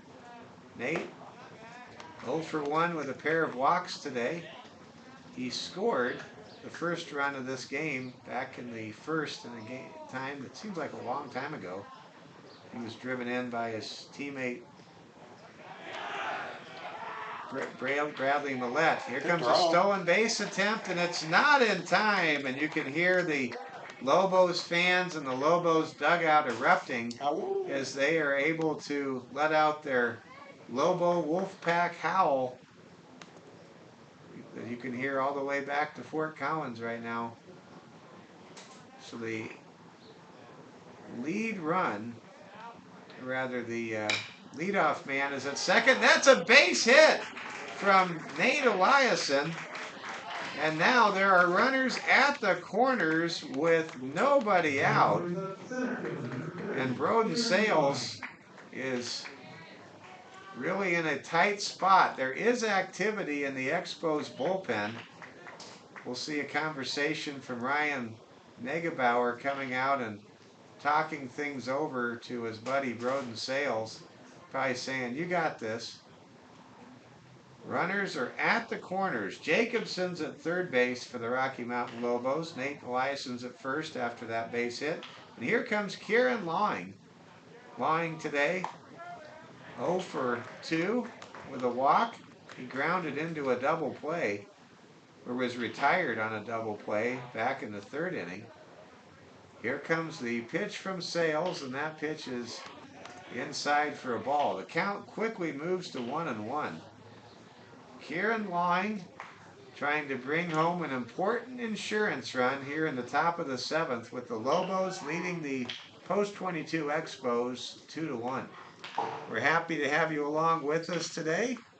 Feel free to give us a like. It allows us to get into more people's scans and searches more easily when you do that. We even make new friends, like our friend Igor, north of Toronto. We've got a delay, and looks like we're going to have a conference. Count goes to 2-1. Catcher for the Expos, Josh Elder, just trying to support his buddy, Broden Sales, who has pitched outstanding. When you consider this Expos pitcher has blanked a 2-1 team at the Firecracker tournament for 5 straight innings, that says everything, doesn't it? Oh, He is the real deal. There's a smash down the line. Somehow a ball came on the field. I don't know where that came from.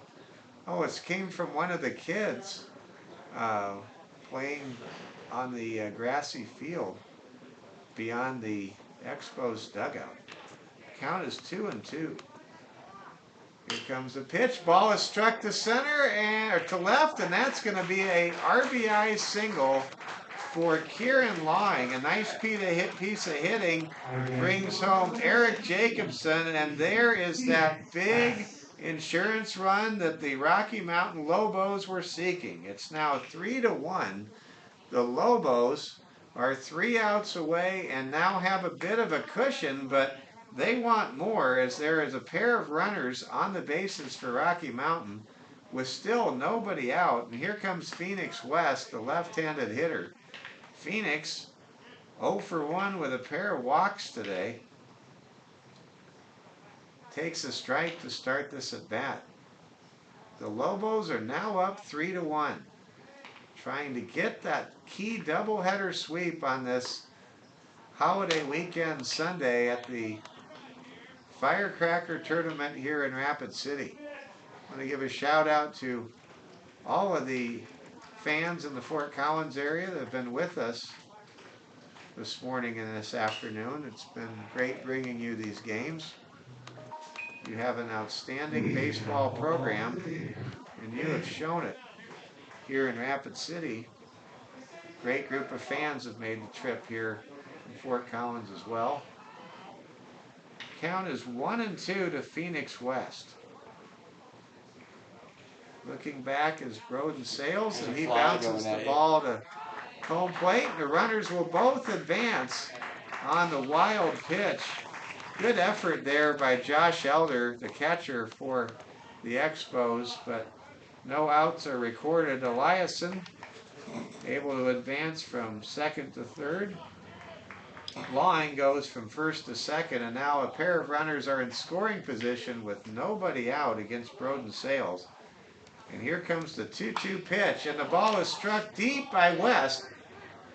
It's caught by the center fielder, but that'll bring in a run. Here comes a throw to third, and that will be an RBI sacrifice fly by Phoenix West. And it's now 4-1 in favor of the Rocky Mountain Lobos. And that feels like a much bigger 3-run lead than what the Lobos had in the 7th inning this morning when they had the bases clearing double by Tolpa.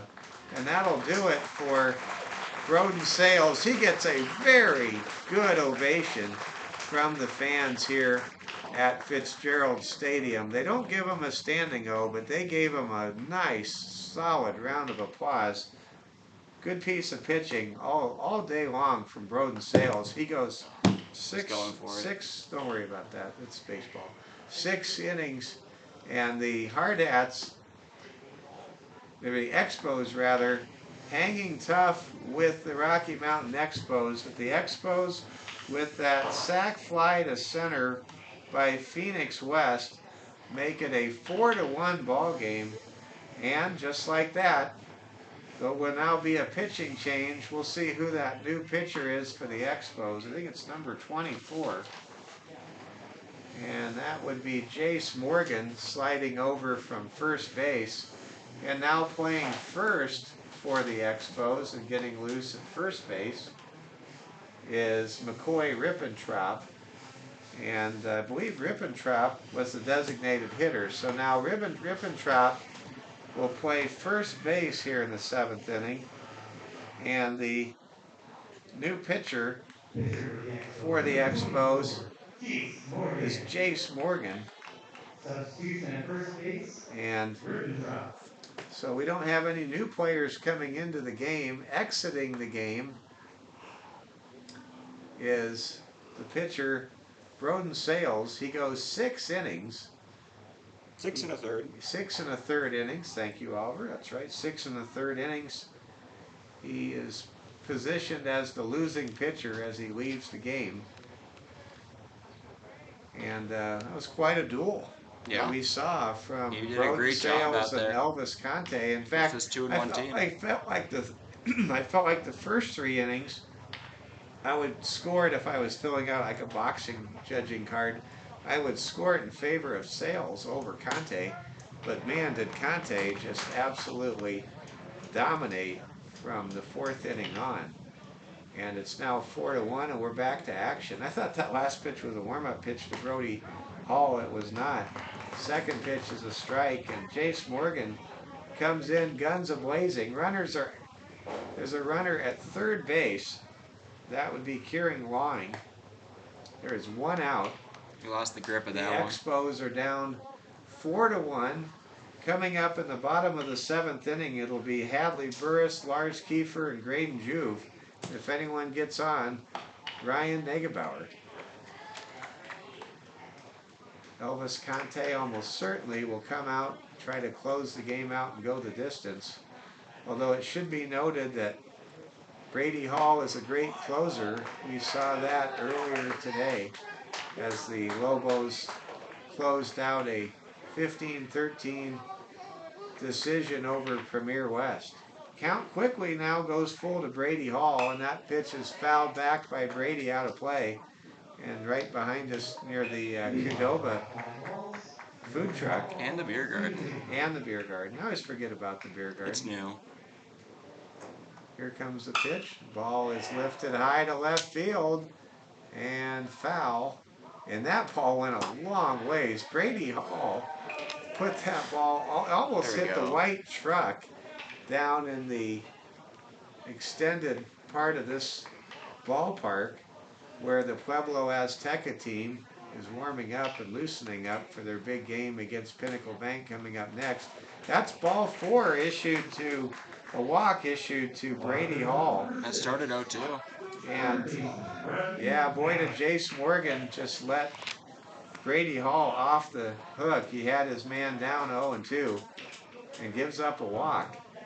So now here comes Bradley Millette. Millette today, yet to be retired. He has a RBI double and a pair of walks. Here comes a pitch from Morgan to Bradley Millette. Well, Oliver, I'd love to get your opinion on this one. I think this Rocky Mountain Lobos team, they really were tested today in these 2 games.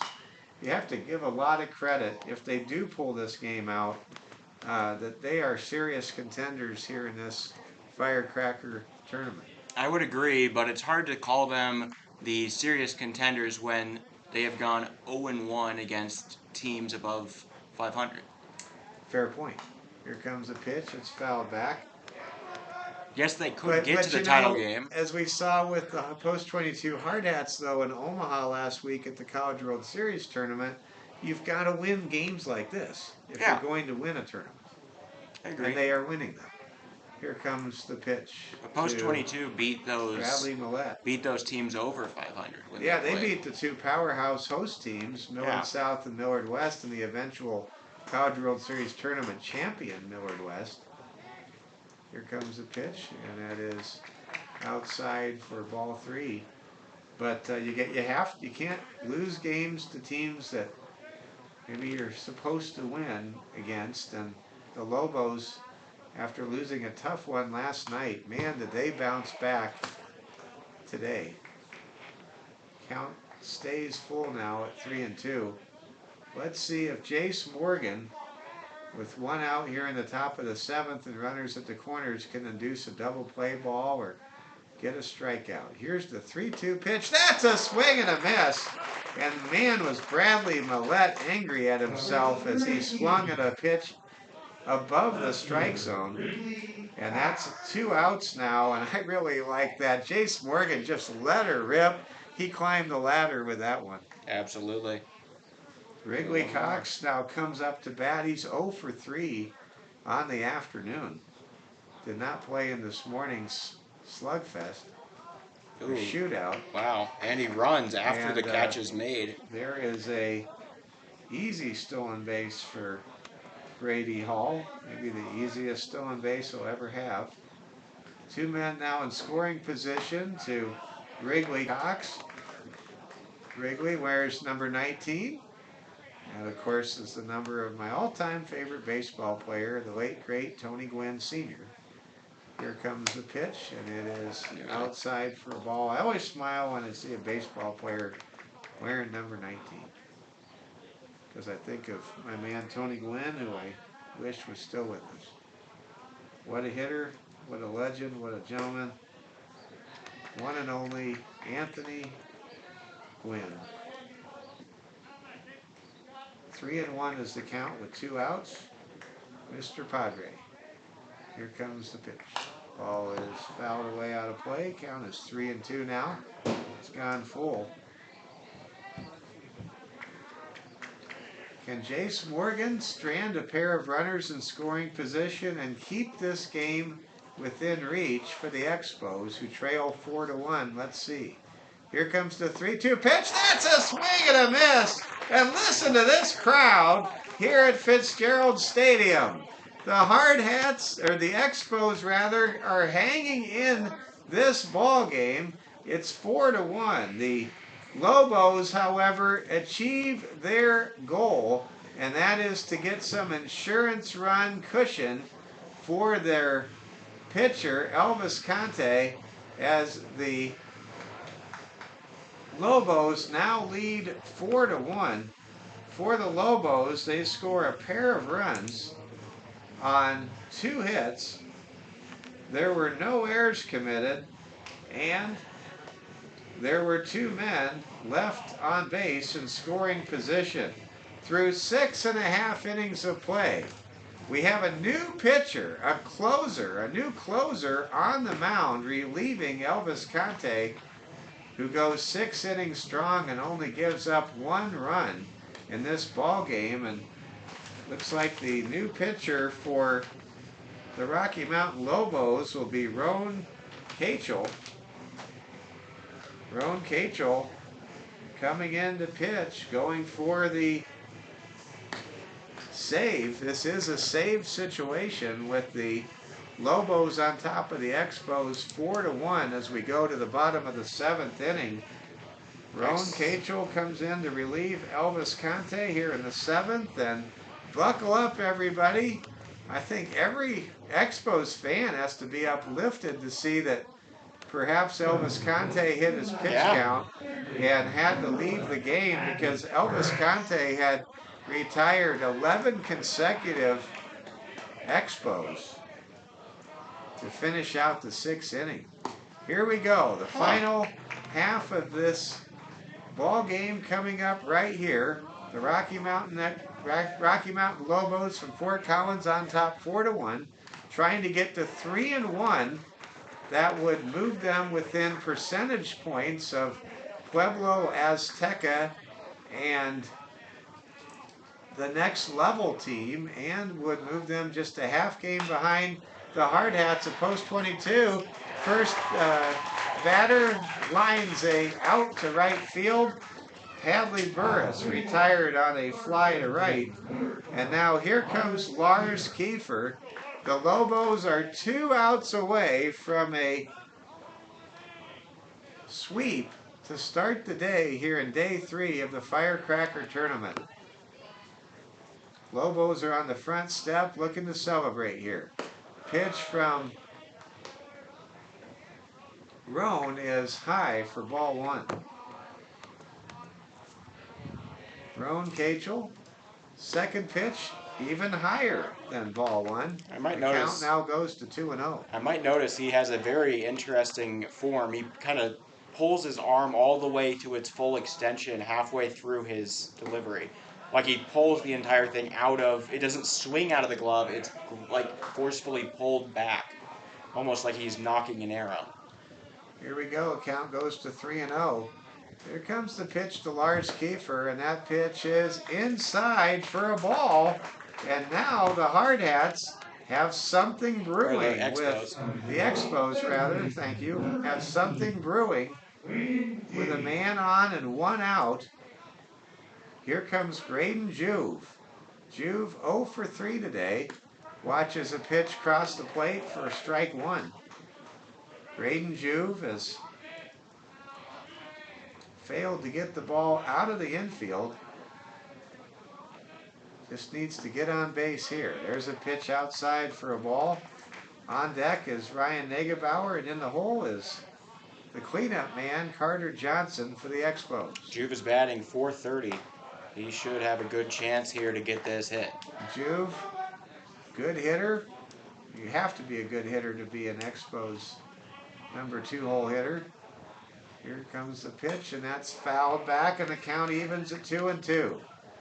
The Rocky Mountain Lobos trying to get to 3-1, leading 4-1 here in the bottom of the 7th. Expos trying to stay alive or get a walk-off victory rally right here. Here comes a pitch. It's in the dirt, and the count goes to 3-1. No, it's full. Oh, it is full. That They person somehow, messed it up. Yeah, there it is. Count is full. There we go. Here comes the 3-2 pitch to Juve, coming from Kachel. Here's the pitch. It's low and outside, and the walk is issued, and the tying run in the person of Ryan Negebauer comes to the plate, and it is fair to say that Roan Kachel is no Elvis Conte. The door is open for the Expos to mount a rally. Can they do it? This would be the biggest upset of the tournament by a margin. Here comes Ryan Negebauer. The Expos are down 3 runs, 2 on, 1 out. Ball fouled back to the screen. Negebauer liked what he saw. He just could not get the barrel squarely on that high delivery from the pitcher, Roan Kachel. Mike Fell, Oliver Fell with you, live from Fitzgerald Stadium in Rapid City, South Dakota. Kachel looks back to second base. Now fires home, and what a curve for strike 2. Man alive, Roan absolutely had one of those 3 o'clock, 9 o'clock, 6 o'clock numbers right there. Here we go. Here comes the 0-2 pitch. In the bottom of the 7th, Roan Kachel fires home, and that ball is in the dirt. Good play there by the catcher, Ross Frank, who has simply been magnificent in this game so far.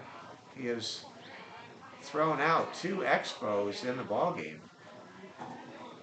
Here comes the 1-2 pitch from Roan Kachel to Ryan Negebauer for the Expos. Pitch from Kachel is hit hard and through the hole. That's going to score a run. It's 4-2, and the Expos are on the comeback trail with 1 out here in the bottom of the 7th inning. That's the first hit in a long time. Ryan Negebauer has accounted for both runs batted in this ball game, and for the first time since the first inning, the Expos cross home plate. And it's suddenly 4-2, and the Expos have managed to string a pair of walks and an RBI single together. Let's see what Carter Johnson can do in the cleanup position. A home run wins it for the Expos and would send a good amount of the fans here into a state of delirium. Well, to Rocky be fair, Mountain up 4-2. Go ahead, Oliver. Carter Johnson is the leader on the team in RBIs. Carter Johnson watches another pitch sail high, and you can just see it. The tension building among the Lobos. They thought they had this game right where they wanted it. Well, the tying runs are on base with just 1 out at first and second. Here comes the pitch, and right now, Kachel is nowhere close to the strike zone. He'll take a walk. It'll move the Wow. tying run over to second. Here come the Expos on their home field here at Fitzgerald Stadium. Here comes a 3-0 pitch. It's outside for ball 4, and the bases are loaded. And Roan Cachel is melting down. And we'll get a visit from the pitching coach from Rocky Mountain. Wow. Rocky Mountain cannot afford to This lose this game. is just a Chernobyl-level meltdown as Carter Johnson draws a walk to load the bases. And there comes Jace Morgan. Jace 1 for 3 in this game, and I'm not sure there's any. Yes, there is. There is activity in the Rocky Mountain bullpen. It won't use it now. And let's see what happens. A base hit will tie the game. A double will win the game. And Jace Morgan, with a bat in his hand, is a very dangerous left-handed hitter in this lefty-righty matchup. The Expos trying to pull a game out of the fire against a Expos team, or Lobos team, that has been playing a lot of baseball, a lot of high leverage baseball since 9 o'clock this morning. They're checking to see if the relief pitcher is warmed up. This will likely be the last batter that Roan Cachel faces this afternoon. Pitch is outside and high for a ball. You can tell that, we might even see a pitching change here. Yep. Roan Cachel is going to get pulled right here, right now. The Lobos have seen enough of Roan Cachel. And you don't see this very often, but Cachel is very frustrated with himself. He is being taken out of the game in the middle of the at-bat against Expos hitter Jace Morgan. And we will see a new pitcher come out of the bullpen. And Roan Cachel getting some applause. He did not have the outing he wanted to have. He came in a save situation, and he throws his mitt in disgust into the dugout. That will be a blown save for Roan Cachel. Well, depending. And coming in, well, yeah, I guess it's depending, but he did not convert the save. And anyway, coming out to the pitch here is Ben Kozakowski. He will be the relief pitcher trying to earn the save for the Rocky Mountain Lobos and try to save the day against this young, talented Expos team that came in with a mark of 41-7 against their level of competition. And win or lose, if you're an Expos fan, stand up and cheer for these guys. Man alive, is the future of the Hard Hats so bright right now that you have to wear shades? Man. Well, the Expos, I don't know about Expos walk-offs, but the Hard Hats have had 4 of them here at Fitzgerald Stadium this year. They've done that a lot more than 1-run losses. I believe they've only had 1 of those here, and that was to Brandon Valley. Well, here we go. It all comes down to this. The bottom of the 7th inning. The Rocky Mountain Lobos lead the post-22 Expos 4-2. The bases are loaded with just 1 out. Ben Kozakowski comes out of the bullpen looking to put out the fire. He fires a ball, and count goes to 3-0. Remember, a walk does not tie the game. Doesn't hurt. Jace Morgan waits for the 3-0 pitch. He takes it, and it's a 4-3 game. Morgan gets an RBI base on balls. Graydon Juve crosses the plate, and now the Expos are a base hit away from a dramatic walk-off victory. You can only imagine how much the Lobos wish that Conte pitched the 7th inning. He went 6 innings strong, only gave up a run, retired 11 consecutive Expos through the 6th inning, then had to come out of the game apparently, and the bullpen is melting down. We'll see if Ben Kozakowski can get out of trouble here. Bases loaded, 4-3 our score. Ball is fouled into the visitors' dugout, and the count goes to 0-2 against Kane McLeod. Kane McLeod from St. Thomas More High School, one of the quarterbacks at STM, looking to engineer a game-winning moment for the Expos. Here comes the pitch from Kezakowski. It's high for a ball. Count goes to 1-2 to Kane McLeod. Hard Hats, or the Expos, trying to stun the Rocky Mountain Lobos, who won a classic shootout this morning over Premier West. Here comes the pitch from Kezakowski. It's fouled out of play, and the count remains at 1-2. Can the Expos pull it out of the fire? They have trailed throughout. By the way, the Rocky Mountain Expos have never trailed, the Rocky Mountain Lobos have never trailed in either game they have played today. They have either led or been tied for over 13 innings of action today. In fact, they were only tied for half an inning. For a few minutes, actually. Yeah. Here we go. Ken Kezakowski trying to close it out here. Here's the 1-2 pitch, and that is off the plate for a ball, and the count's even at 2-2.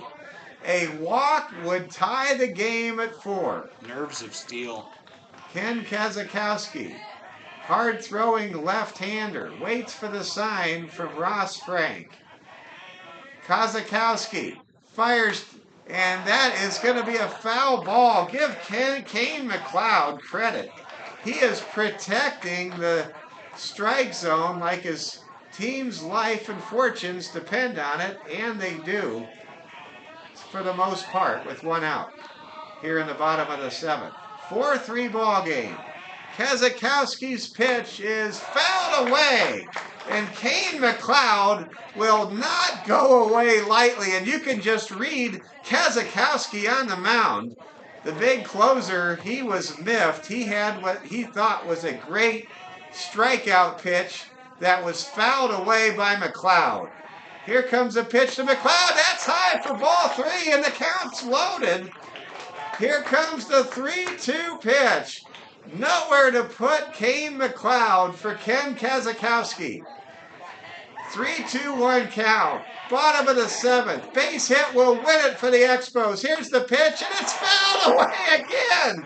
We're going to go to pitch number 10 in this epic battle between Kane McLeod from St. Thomas More and Ken Kezakowski. Here comes the decisive, we think, 3-2 pitch from Kezakowski. It's hit up into the air. It might land fair, and it's caught by the right fielder. Here comes the play at the plate, and he is safe. And we're all tied at 4.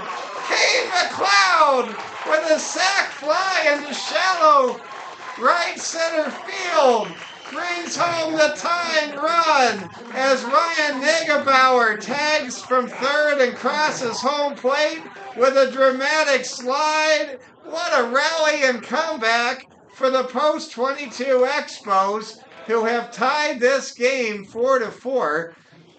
They have trailed throughout the day, and they found a way to tie this game, and the winning run with 2 outs is at second base in the person of Carter Johnson. And here comes Josh Elder, the catcher. Elder with a chance to be the hero right here, right now, with a walk-off hit of some kind with 2 outs. Kozakowski's pitch is over for a strike. I cannot begin to tell you, Oliver, how impressive Kane McLeod's at-bat was to go 11 pitches deep and drive home the tying run. Wow. Great work from Negebauer to avoid the tag as well.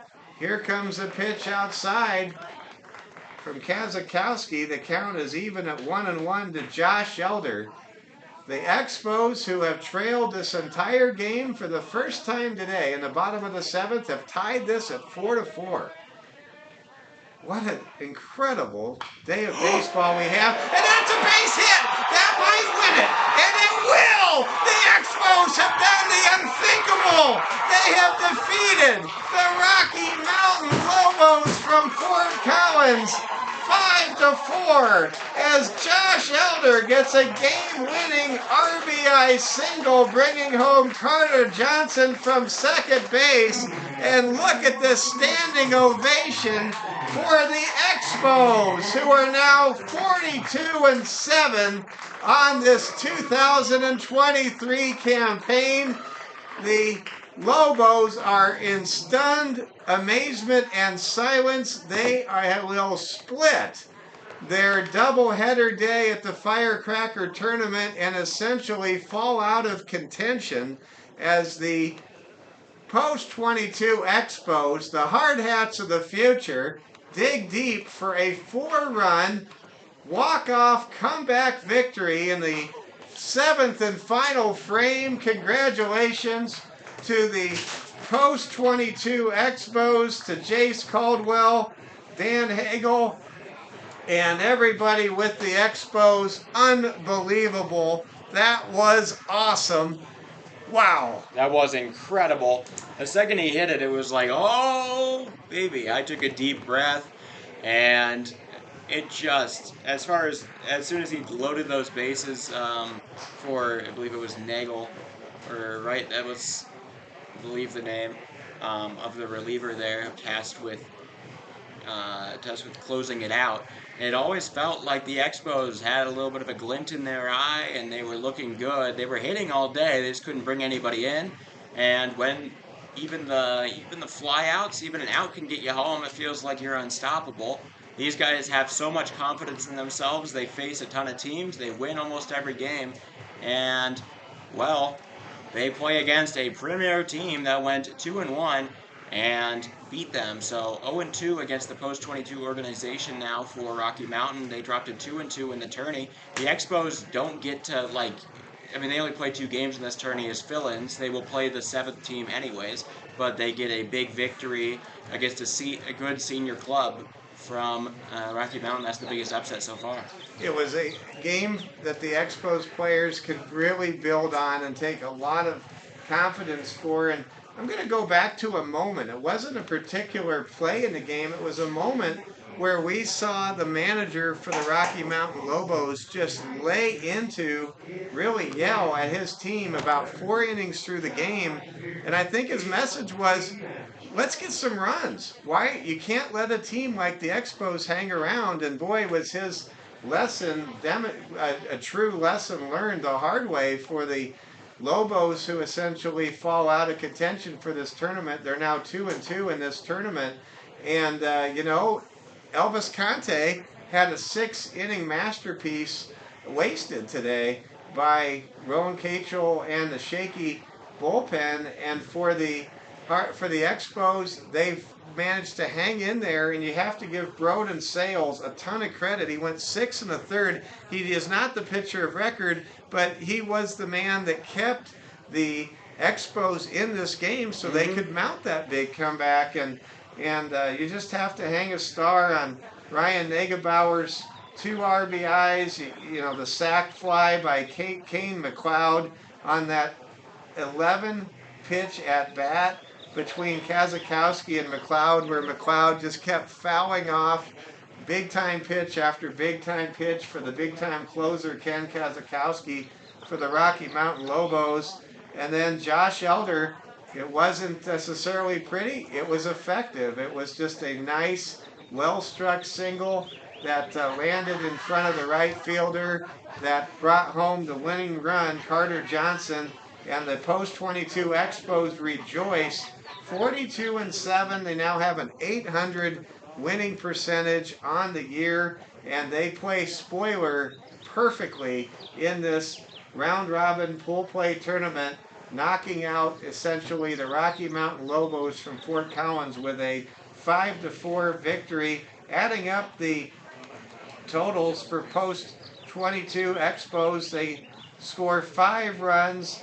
They had a total of 6 hits. Those 6 hits were worked around by 11 consecutive Expos being retired by Kane, by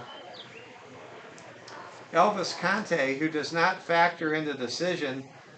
Ken Kozlowski, believe he is I think it's Roan Cachel that's the losing pitcher in this ball game, and picking up the win for the Expos was, I believe, who came in, Oliver, to pitch those last two outs? It was Jace. Jace Morgan is the winning pitcher for post 22. Congratulations to Jace Morgan on the W here. And the post 22 Expos rally for 4 runs in the bottom of the 7th inning, and they get the victory. Wow, Oliver, I can't begin to say how special these two very different games at this Rocky Mountain Lobos doubleheader were to broadcast to start the first 2 of our 5-game showcase here in day 3 of the Firecracker tourney. We got a pair of down to the wire classics, 13 to or 15-13, and then 4-3 or 5-4. A whole bunch of games that, I mean, quite different games, but well competed on both sides. This is a big win for the Expos. And so we'll be ready back in a minute. We will have the Pueblo Azteca 2-0 playing up against the Papillion La Vista Post 32 team. They are 0-3 so far, but with a whole bunch of close losses. They lost by 1 run to the Hard Hats last night. Thanks for watching, everybody.